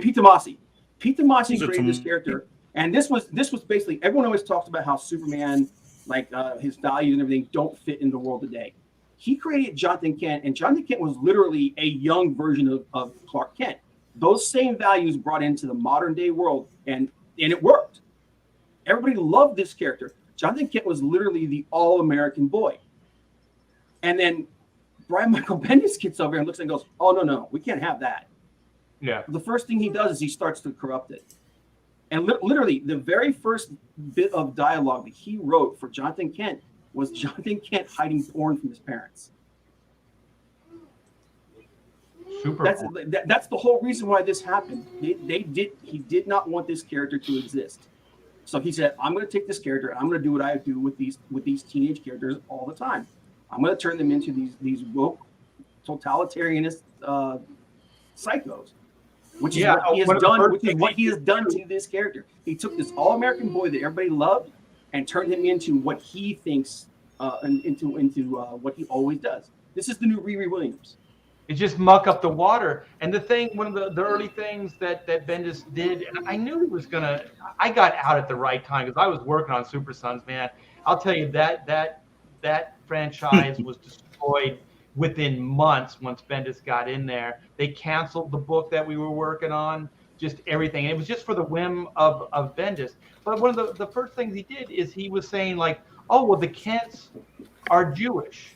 And so then he was just like, okay, they're Jewish because their creators were Jewish. And then he has the audacity to speak for the creators like he knew them. He didn't know them. He said, this is what they would have done if they could have, right? So now, this is that whole, virtue signal. This is all that SJW, you're going to speak on the behalf of somebody that doesn't have a voice, right? So you're going to kind of, shed the light and save these creators. Well, let's just say, for the sake of argument, they never even thought about it. They weren't thinking oh, these parents, they have to be like us. They have to be Jewish like us. They just went, it's middle America. They're probably Christian, and so they're going to have like universal Judeo-Christian beliefs, which is the Midwest. All that stuff was designed for a certain belief system. You know what I mean? And so that was like a shorthand way of saying truth, justice, American way. He's going to be raised right. He's raised by these people that have great values. That's what all those things meant. They never went, oh, we want the Kents to be us. We want the Kents to be more Jewish. They were writing characters. They weren't writing agenda. And so, go ahead. I was going to say these characters were created to be universal. They weren't created to cater to any one idea or anything like that. Or the 1%. Yeah, or the 1%. Yeah, they weren't created to. They were trying to sell to a mass audience. They were trying to sell to a mass audience. Exactly. Well, also, just to back up to what I was trying to say is, this is storytelling. They put the Kents in a certain location by choice. It wasn't just an accident that they were in Smallville. It wasn't by accident that they were farmers. Everytown, USA. Middle America. These all were ways of telling the story. These were ways of saying they're good people. These are their values, and so that's why they did that. They didn't do it for any other reason other than we're trying to create a character that has the powers of a god, but has a great core of an everyman. Right. He's an everyman, and he has a great moral compass, and was raised by good parents. That's what that means. That's all. Yeah, and here's the thing: that anybody who thinks that this thing was just something that they came up with recently, they've been setting this up since Bendis got there. Like I said, this is 3 years in the making. This whole situation, everything that's going on right now, was originally supposed to be 5G. All this future state stuff and all this thing that's going on right now. It was originally supposed to be 5G, but they started putting the feelers out for 5G, and everyone was like, "We don't like this. We don't want this." So they pulled back on it, and then now that Jim is in charge instead of Didio, now they're just going full charge, full steam ahead with it. But the thing, like I said, the thing that's really creepy about this is Bendis got there, knew what he wanted to do with this character, and said, "Oh, I can't do this with a child, so I got to age this kid up." So he took this character that everybody loved. This character that literally was the all-American boy, and turned him into this, and destroyed him. The sales went down. Destroyed him. This character is radioactive now. Yeah. This character will never be what it could potentially have been if he had stuck with Tomasi's vision. Tomasi's got to be rolling over, just got to be steaming over this. Well, that's what makes me upset, is because it's like swimming upstream. Like Tomasi just keeps giving them stuff that's good. This is just story after story, and then for the sake of a headline or the sake of like a hot shot, which I'm sorry, Michael, you came in a good time. You wrote some great Spider-Man stories, some great X-Men stories. I'm not going to take that away from you, but you came in with the Superman stuff, and you just made agenda. Yeah. It's like creations. That's all you did. You weren't trying to create a good, well-rounded character, good stories. Because if you were, why did you destroy Super Sons? He already had. Why did you do that? Because let me explain. No, go ahead. Go ahead. You start changing the character before the character ever gets to even fully realize its potential. Keep them as kids, write them as kids. The interesting part was that there was a father-son dynamic. Well, now he's 17 years old. So you just aged him. You didn't even gradually do it. You didn't tell all the stories there was to tell with him as a young kid. How many years did Dick Grayson stay Robin? You know what I mean? Yeah. They exhausted every possible angle, every possible story that they could. I don't think they did with Super Sons. I think there was still a lot of potential that was unlocked and never met. So when you start aging this character, he's 17, all those stories are gone now. Yeah. You'll never be able to tell those young Jonathan Kent stories unless you tell them in flashback form. And he knows. I would love to hear the honest reasoning behind, because there's a reason why they're doing this. but like I don't know if they would ever fully admit what the reasoning is. I would love to hear the reason why like this became so important, because it's an agenda. I mean, it's like across the whole comic, Marvel and DC. Yeah. But like I would love to hear the backstory of why this is happening, why this became so important to creators. Like obviously it's driven by something, but I would love to know the like specifics of why they think this is what needs to be put out there. I think Art hit on it. I think they're sacrificing the short term for what they believe is going to be the long term. What they don't realize is that there is no long term. Yeah, You're destroying these IPs. Yeah. Like I said, this character is radioactive now. You know, he's gonna become a side character forever because of this. And here's the thing: when we talked about how the fact that there were so many stories left to tell and everything, Bendis knew that coming in, because he literally said the reason why he aged Jonathan up is because he wanted to rob Lois and Clark of those years with their son. He literally said the whole idea was to see how they would react to losing those years with their son. But the fans basically, and the reason why the fans came at him hard, and he actually kind of says like, yeah, I get what you're saying. I'm sorry about that. Is that he robbed us of those stories too. Yes. Years and years and years of those stories. And that's the thing, that like there's this insidious thing about them. They're like, we need to replace these characters because they're old. No, these characters are timeless. Yes. That's why they exist. That's why this whole thing with like every character is a mantle now is bullshit. It drives me crazy when they do that. These characters were meant to be timeless. Yeah. And but they're sacrificing it on the altar of woke ideology because they think it's going to give them an instant. It's going to give them an instant boost, and they're like, we'll plan. We know that we're going to lose people now, and we'll plan for the future. But by doing this stuff, they're not building any future. Is anybody going to remember any of this shit 10 years from now? No. They're not going to remember this a week from now. Well, let me play what Dean Cain. Hopefully this will work. I thought Dean Cain really wrapped this up. He said it so well, and let's just give it a listen here. Today, the day after the story broke, DC Comics reveals the superhero son of Clark Kent. Can you guys hear this? Yeah, a little bit.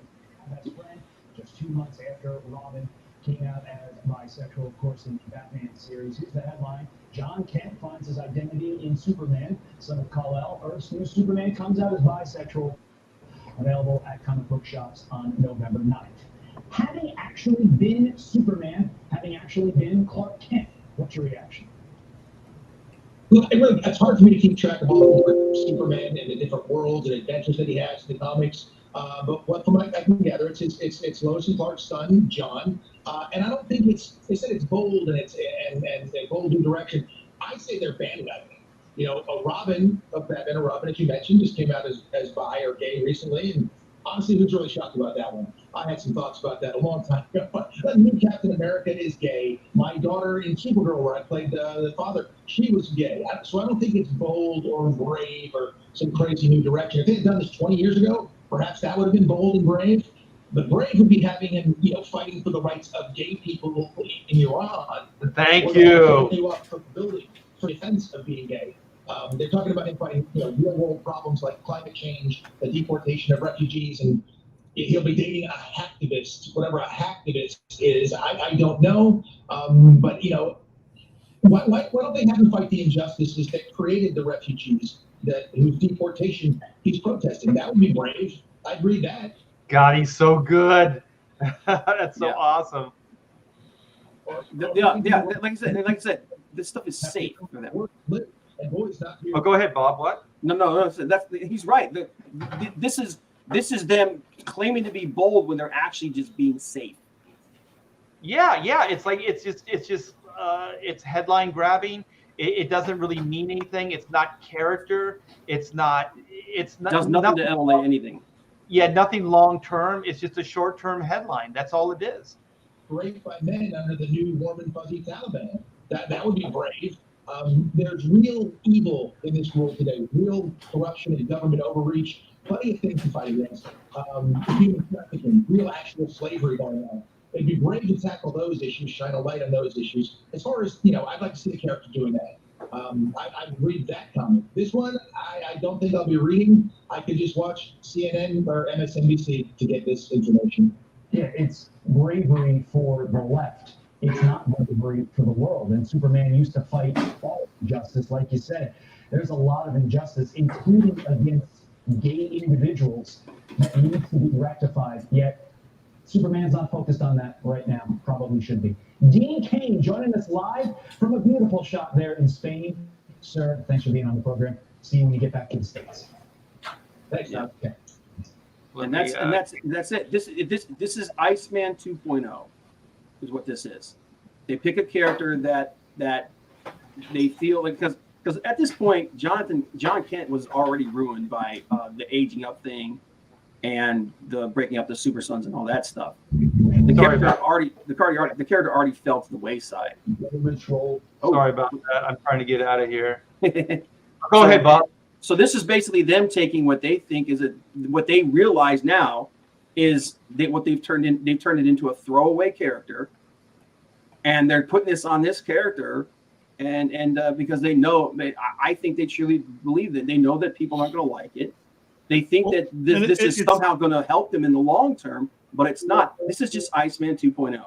Well, and it's weird that they didn't make Bruce Wayne Batman gay. I wonder why they didn't do that. Because they knew that we would burn the place down. The biggest money maker. Yeah. They've got a new Batman movie coming out. You know what? Make Batman gay in the next movie coming out and see how. That would be bold and brave.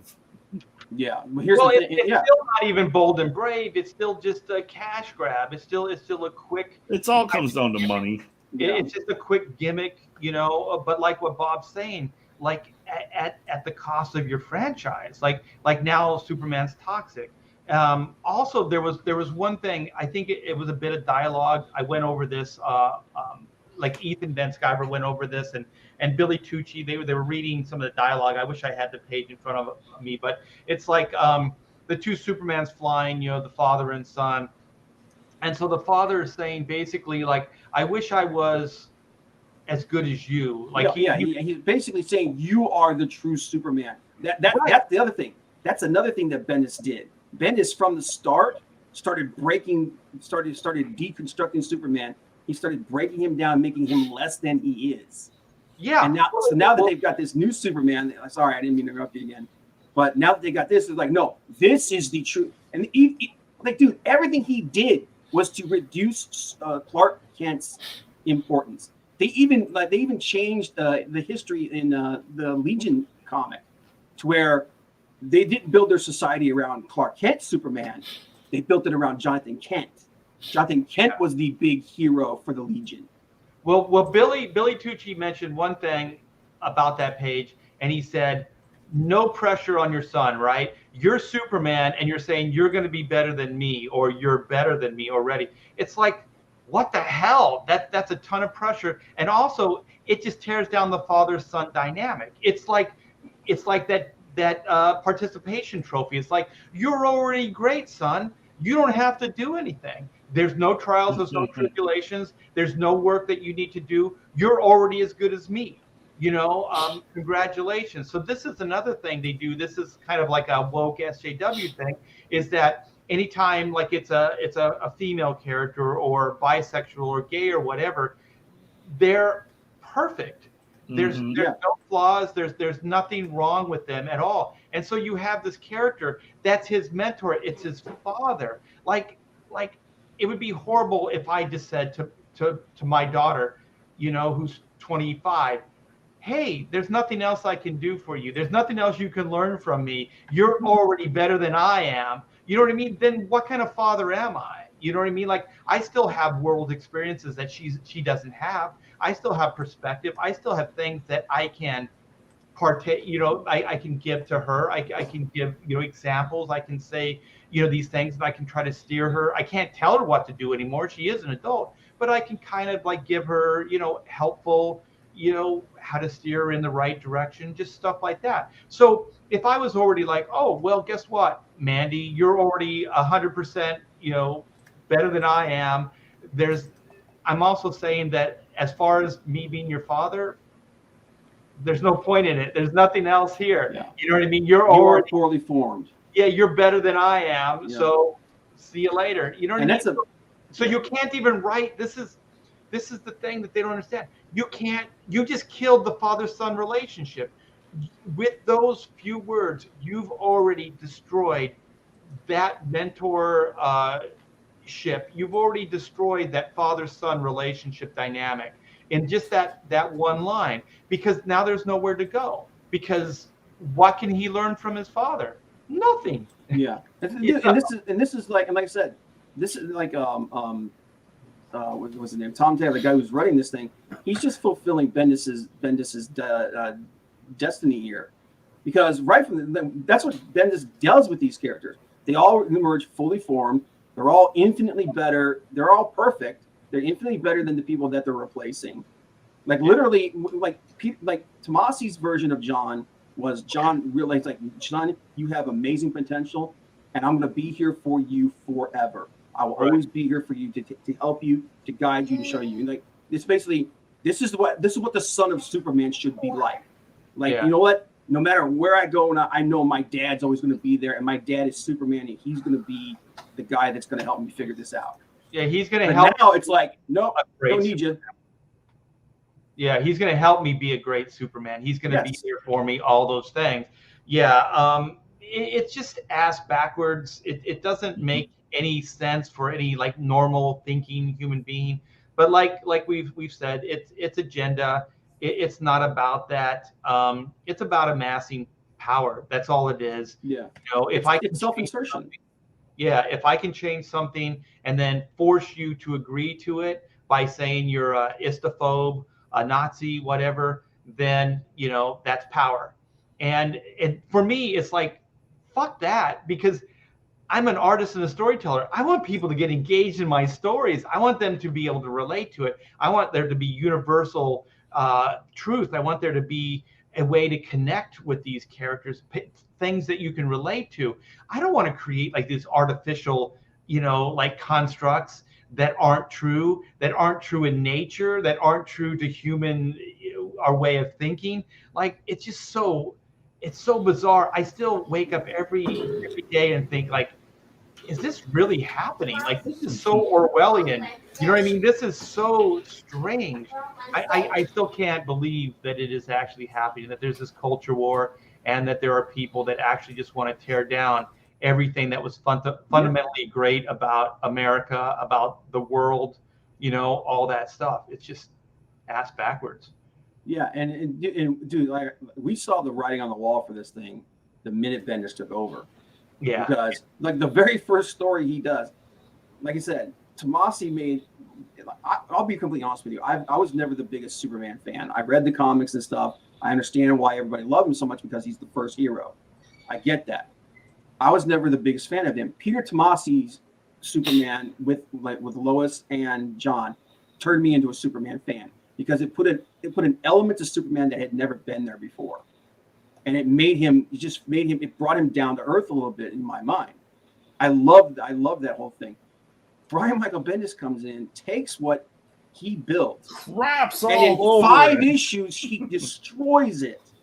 Like the very first storyline, we get literally Lois browbeating Clark into letting his lunatic father, who just like 4 issues before had tried to commit genocide, take their 11-year-old son out into space for a year. And her reasoning for it being okay is like, it's okay, I'll be there.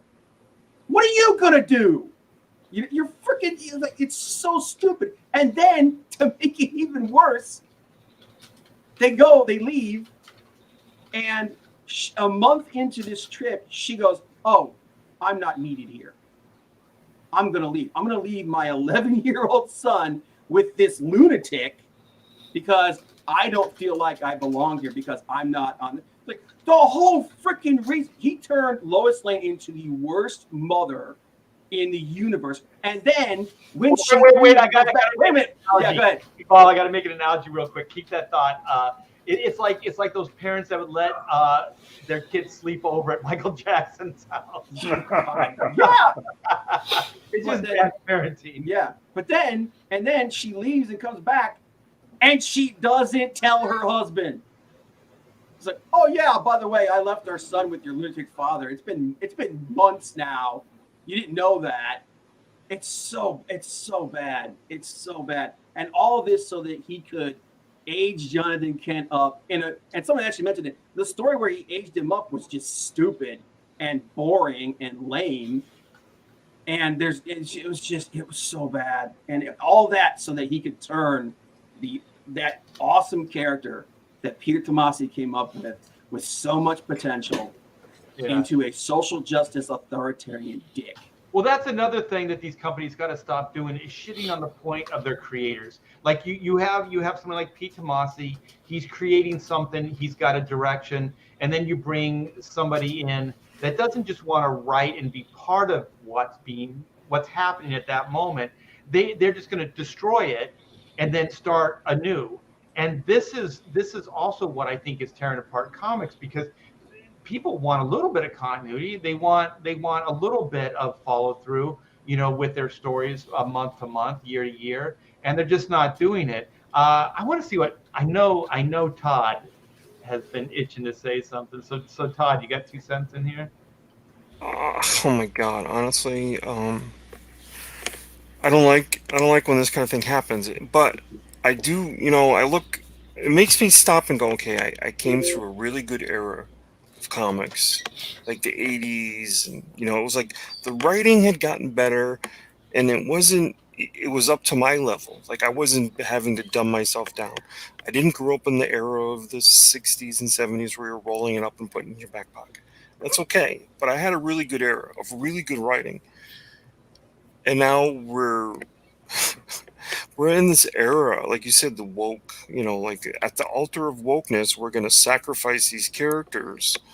And we said something, I don't know if we said it while we were live, but like, it's everyone's Aquaman's child.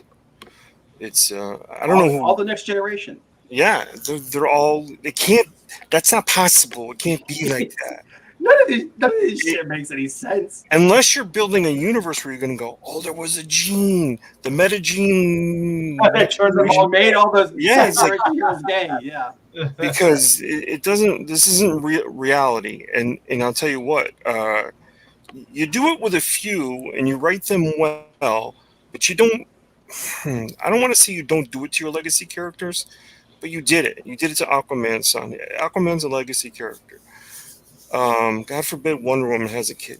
Actually, she has a kid in Master Race. Yeah. But anyway, isn't what's her name, Wonder Girl, now gay too? I hope not.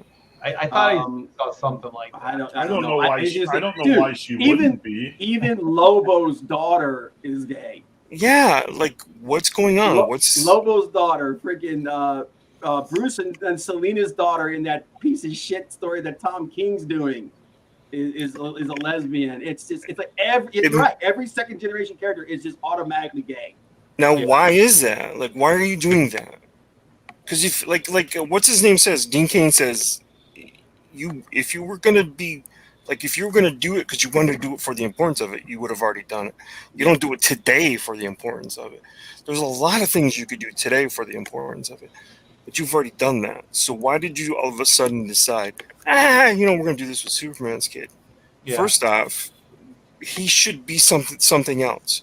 Like he was Superboy, right? But he should be something else other than Superman, because we have a Superman, and we'll always have Superman. You don't just take the mantle of Superman and put it on somebody else. That should never be. I get it with Batman. I get it with some of the other characters.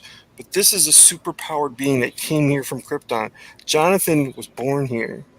So Superman is Superman, and Jonathan should be somebody else. I don't know They're what. Also trying to say that Jonathan would be more powerful than Superman. How? He's not full Kryptonian. Like, no. He would always be weaker than Superman. So none of this makes any sense. It's all completely ass backwards.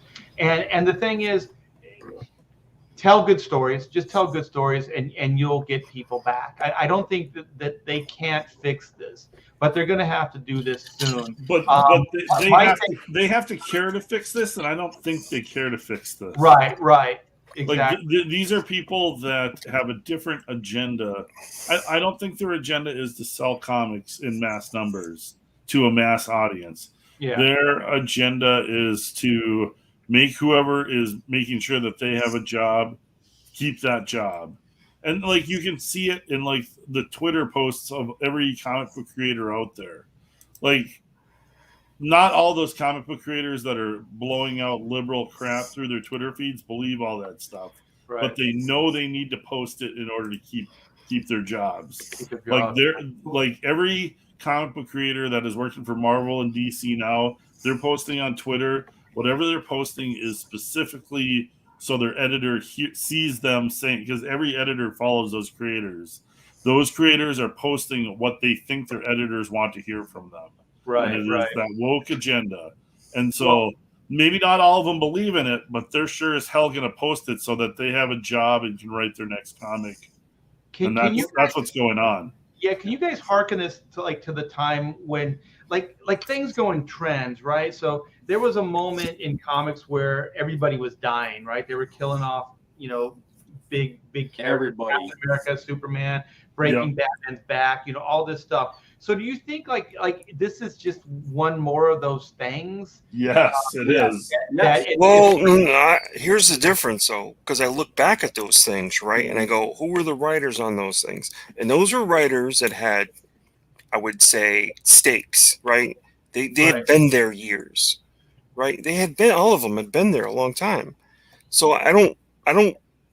Maybe they were pushed to do something exciting because the first, we got to copy that. You know how that's always the case. It's like, we're copying that. That was good. We're going to do that again. Big deal. Let's make the money. Do it again. Do it again another way. And then it's do it again. But they were done by good writers and executed well. I think this is less than that because we're going to force this and we're going to push it through. And it doesn't matter who's writing the book. You're going to do that. Right. And also there is some difference as well, because like I was there for the early Death of Superman stuff. No one had any idea that was going to happen. I mean, it got picked up by the story got picked up by a major, news company, and then it became the headline for that day. So then the Death of Superman became, the big thing. So it made money. It made sense. But also the discussion was always like, so it's not a gimmick. How are we going to do this? Everybody knows we're going to bring him back. You can't kill Superman. So the decision was he stays dead for a year. And then we create new characters that are going to take his place. There were 4 books. There were 4 new characters. So they took the Superman place, and then they went and then they brought Superman back. So there was a plan. There was a story, that went with it. It wasn't just a gimmick. It wasn't just a way to do that. Then other books, would kill off characters too. But there was also a reason, because one, it was good business. It made money for them. And the other criteria, at least at DC, was it has to make sense as a story. It cannot just be a gimmick for gimmick's sake. This new stuff, it doesn't seem like there's a story. There's no story in that Jonathan Kent is homosexual, that he's gay. Who's that exciting? There's no story in it. It's just a sexual preference. It's just as interesting as like he's a straight kid. He's got black hair. And he's trying to get, a girlfriend. Like there's no difference. It's just it's a lateral move. We also live in a time where who gives a fuck? I don't care if a character's gay. I don't care if anybody's gay. I don't care if anybody's straight. For me, I just don't want any kind of gratuitous. I don't want anything thrown in my face. Like I don't want, even straight sex thrown in my face. You know what I mean? Like I know you guys are gonna have a field day with that, but you know what I mean? Like I just think just suggest things. Lois and Clark, they have a relationship. We don't need it to be gratuitous. We don't need to see, which position they like. We don't need to know the details of it, right? So it's the same thing. It's like, okay, so they have a sex life. Let's move on. All right. so Jonathan Kent is gay. Let's move on. It's not a fucking story. It's just a part of who he is. Yeah. It's just he's got dark hair. You know, like that's it. It's just an attribute or it's just a way he is. He's a kind person. He's homosexual. He's what? It's not that. It's not interesting. Bob, Yeah. Bob, we do need a clip of we need a GIF of Art saying that he doesn't want straight sex thrown in his face. Yeah, I know. I noted the time when he said it. Okay, I need a GIF of that I can repost. Hey, I'm not a prude either, but there's certain things like I'm talking about comic books, like I'm talking about like some of my entertainment like that, like that's kind of more kid oriented. Like, you know, I'm not making a distinction like. Yeah, remember when comics were for kids? No. There was in our day in sort of the 80s and stuff. There was this is obviously pre-internet and everything has changed, but there was surprises, right? Nobody said like when Dark Knight was being like, you know, this is coming, whatever. It didn't say in there, this is Batman coming out of retirement because all of a sudden the Joker showed up again. Didn't say that. So I didn't hear that until I got into the comic book store and said, why should I buy this? And the guy said, this is Batman coming out of retirement. And that excited you. So you left some surprises. And there was this different feeling about sometimes things happen. Like the Wonder Woman thing wasn't foreshadowed, you know, when Artemis took her place. It wasn't foreshadowed with a lot of forced, advertisement and stuff like that. It just happened. And it was a huge surprise. Some of the stories were okay and some of them weren't. But it was overall, it was a decent event. You know what I mean? So there was a lot of surprises that happened that don't ever happen anymore. You know why? Because the comic book margins are so thin for sales. They need to have you going in knowing this is going to be huge, whether it is or not. Oh, yeah. You know, this is coming. He's going to be doing this. It was, you know. Yeah. No, you can't wait around to surprise somebody. You have to give away all the goods right up front just to get someone to buy the book. Well, because they don't have any content, they have nothing of integrity. The only thing they can sell it on is the headline, and that's the difference. That's the difference with what we're talking about. So there was a time when people would go, oh well, killing the main character is good for sales, but at least you could go, it was good for sales. So they were getting something out of it. Now they're doing this stuff and it isn't even good. Just to try to get some sales. Or just get attention anyway. I still don't think they care about sales anymore. But another thing that was in that era that I read comics, there were characters that I always thought, I think Garth is gay. He's got to be gay. You know, there were characters that you thought that about and you were okay with. It was better that way because you felt like there's a different dynamic here, and I have this feeling about Wally West, or you know what I mean. There was always these things. Yeah, you don't turn the character gay. Just remember that Jericho character that was in. Oh God. Yeah, Titans. Deathstroke's son, like with the big puffy sleeves. Yeah, like what Dean Jerry Curl, the white Jerry Curl, but it was just a matter of fact. They weren't going, oh, Jericho's gay. It was just like as you read it, it just kind of became apparent. You know what I mean? Like he was different, and like you said, Todd, done with good writing. Right, he had a different dynamic in the team because he did have a different point of view because he was gay. That's another thing. If you're going to say the character's gay, then write them gay. You know what I mean? If you're going to say a character's Middle Eastern, like in the what is it, the Green Lantern Corps, write them that way.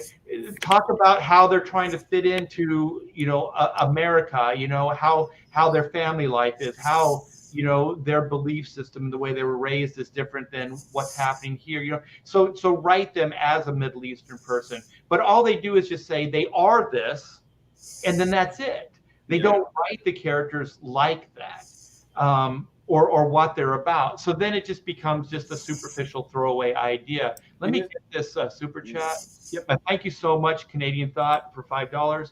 SGWs are immutable characteristics as character development. It initially makes no logical sense. Yes, indeed. Yes. And here's the thing: we've seen them do books built around characters like this, like I said, superficial things, like their sexual identity. Anybody remember the America Chavez book? That crashed and burned after a year. Yeah. Because it sucked. Because you can't build. It's not interesting. You can't build stories around that. Well, or you could, but the thing is, just like Dean Cain said, they're not brave.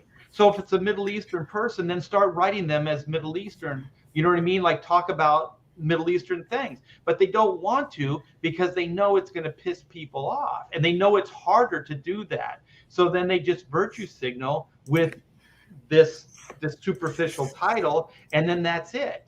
You know what I mean? But they don't really have the cojones to write them as what they really are. So they're not even committing to their own ideas. They're not. That's true. Even, yeah, they're not even.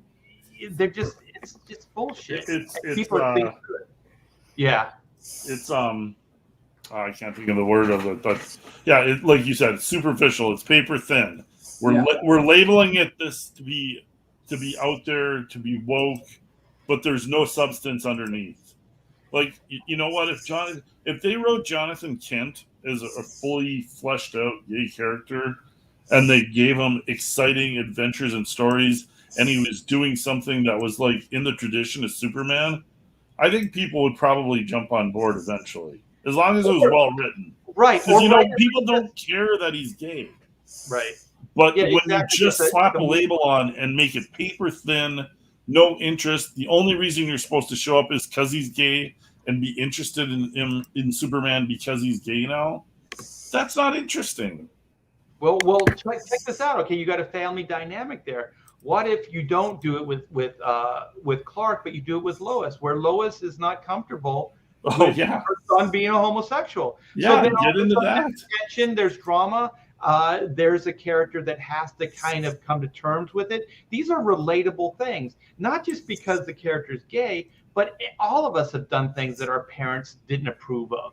Exactly. You know, these things become universal truths. You know, there are times where you crossed your parents, or you knew that you did something that they would never really fully sign off on. And so then people can relate to that. Then being gay is something that's more relatable than just saying they're gay, get over it, and accept it. If you don't, then you're all these bad things. Just want to preach to you. Yeah, well, it's just like the Netflix thing that was going on with the Dave Chappelle special. Oh, and what's that? I said, "Oh God, yeah, right." Yeah, comedy. and here's always going after comedy. Yeah, and here's the thing: Netflix caved them. Yeah, they caved. They basically the lady that was supposedly they said that they were originally fired. No, they were just suspended. They brought them back today. Well, no, she was never fired. She was suspended, but it was because of something else. Yeah, they claimed it was because of something else. Yeah, it didn't have to do with the thing, but yeah, now they're saying that Netflix may actually buckle under to them. I doubt it. Yeah. Well, they're saying that we're going to do a walkout in 2 weeks. I was like, no, you should have done it. You should have done it today, because in 2 weeks nobody's going to give a shit. I think this is a great point. Like, imagine a superhero comes out as conservative. That would be shocking. Go ahead. Hey Art. I got to jump on another show.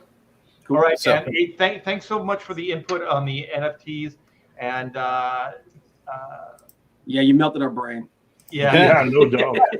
It was good. You're very welcome. You're very welcome. I learned more tonight than in 5 years of high school. Telling you, nice. Man. All right, have a good night, everybody. Take it easy, man. And we're coming up on 2 hours, Art. Yeah. So I wanted to get into Clint brought in the CB. What is his name? CB Sabolsky. Yeah, but it's the Knight. Is that his name, Stephen the Knight? Yeah. It's Yeah. So maybe we can do this. Stephen K. tonight, I think. S the Knight, K tonight, whatever. Yeah, but we'll get into that other time at some other point. So sorry about that, Clint. I think the NFT thing. No worries.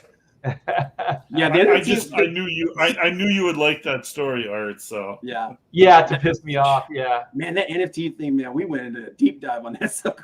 no, I wanted to, and I also wanted to give like because I watched it, I saw Zach in the toga just going, what the fuck is going on?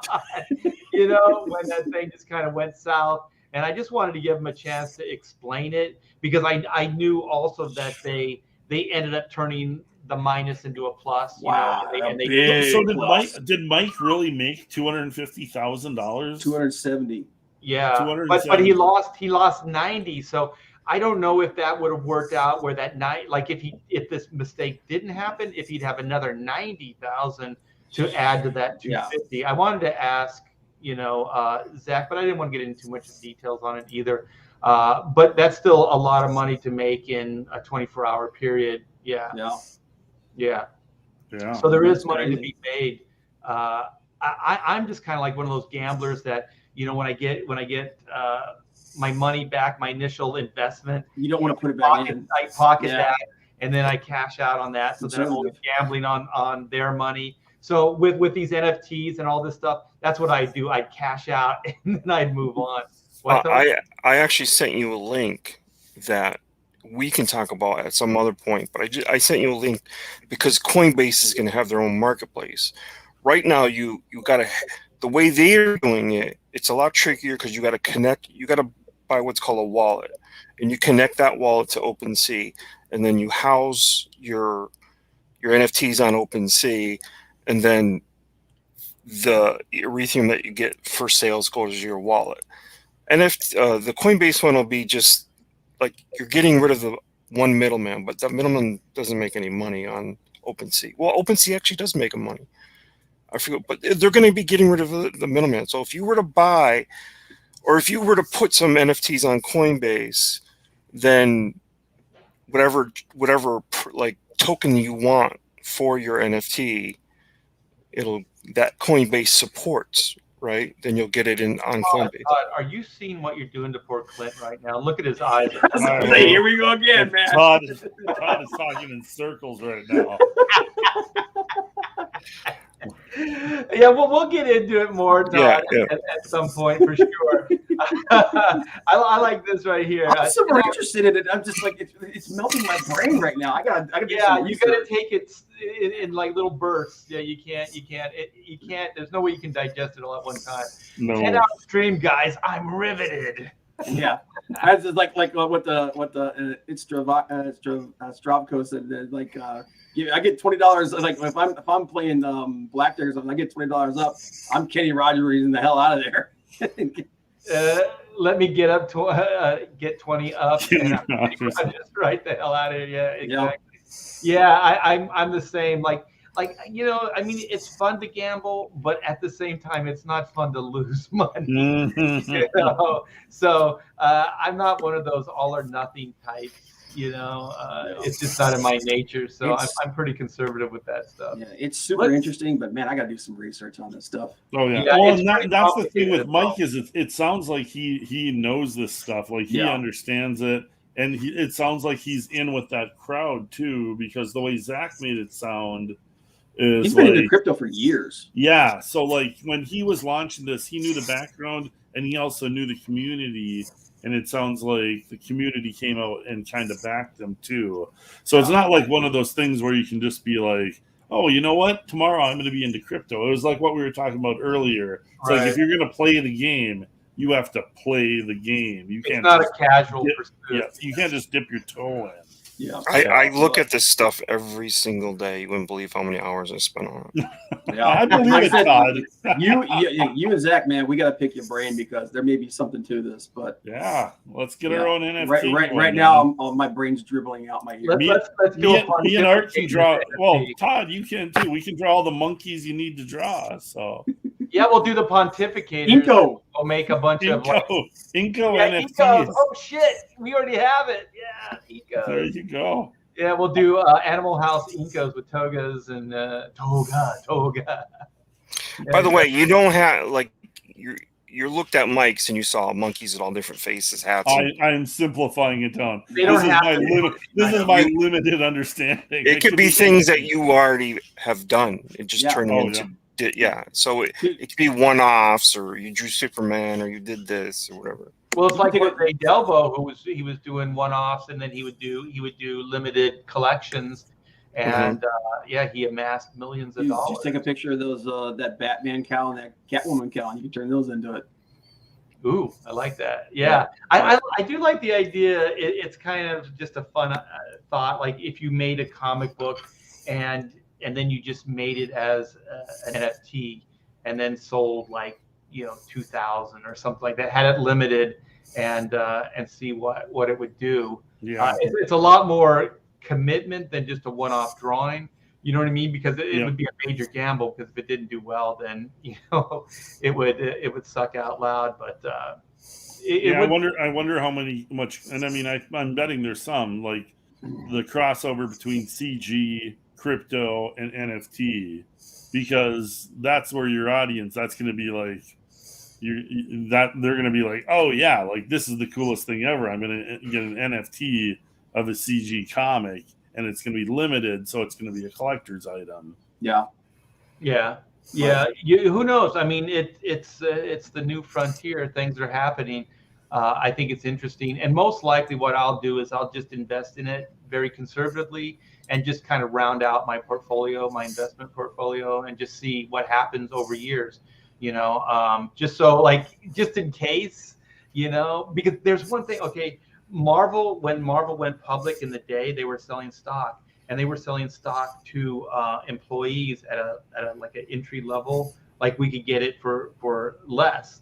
And so I still regret not buying it. Oh yeah. Because right now, but the thing is, I would have had to endure a lot, because there was a Marvel crash. Like the stock went down before the Marvel movies, like it became practically worthless, stuff like that. So you would have had to endure that, and then get to the Marvel Disney stuff. You know what I mean? And by that time, holy shit, your stock would be, once Disney bought them, my goodness. Oh God, through the roof, all that stuff. Yeah. So, you don't ever want to look back and go, man, that was a missed opportunity. If you're looking for a good stock buy, by the way, it's lithium. Lithium? Just so you know, I'm giving one tip out. Lithium. Buy USC. Cool. Yeah. So on that note, lithium, guys. Lithium. Everybody go out and get yourself some lithium. Buy it with your Bitcoin. And we are out of here until next week, you guys. This is another Pontificators in the bag. And thanks to everybody that hung out. Thanks for the super chats. And we'll see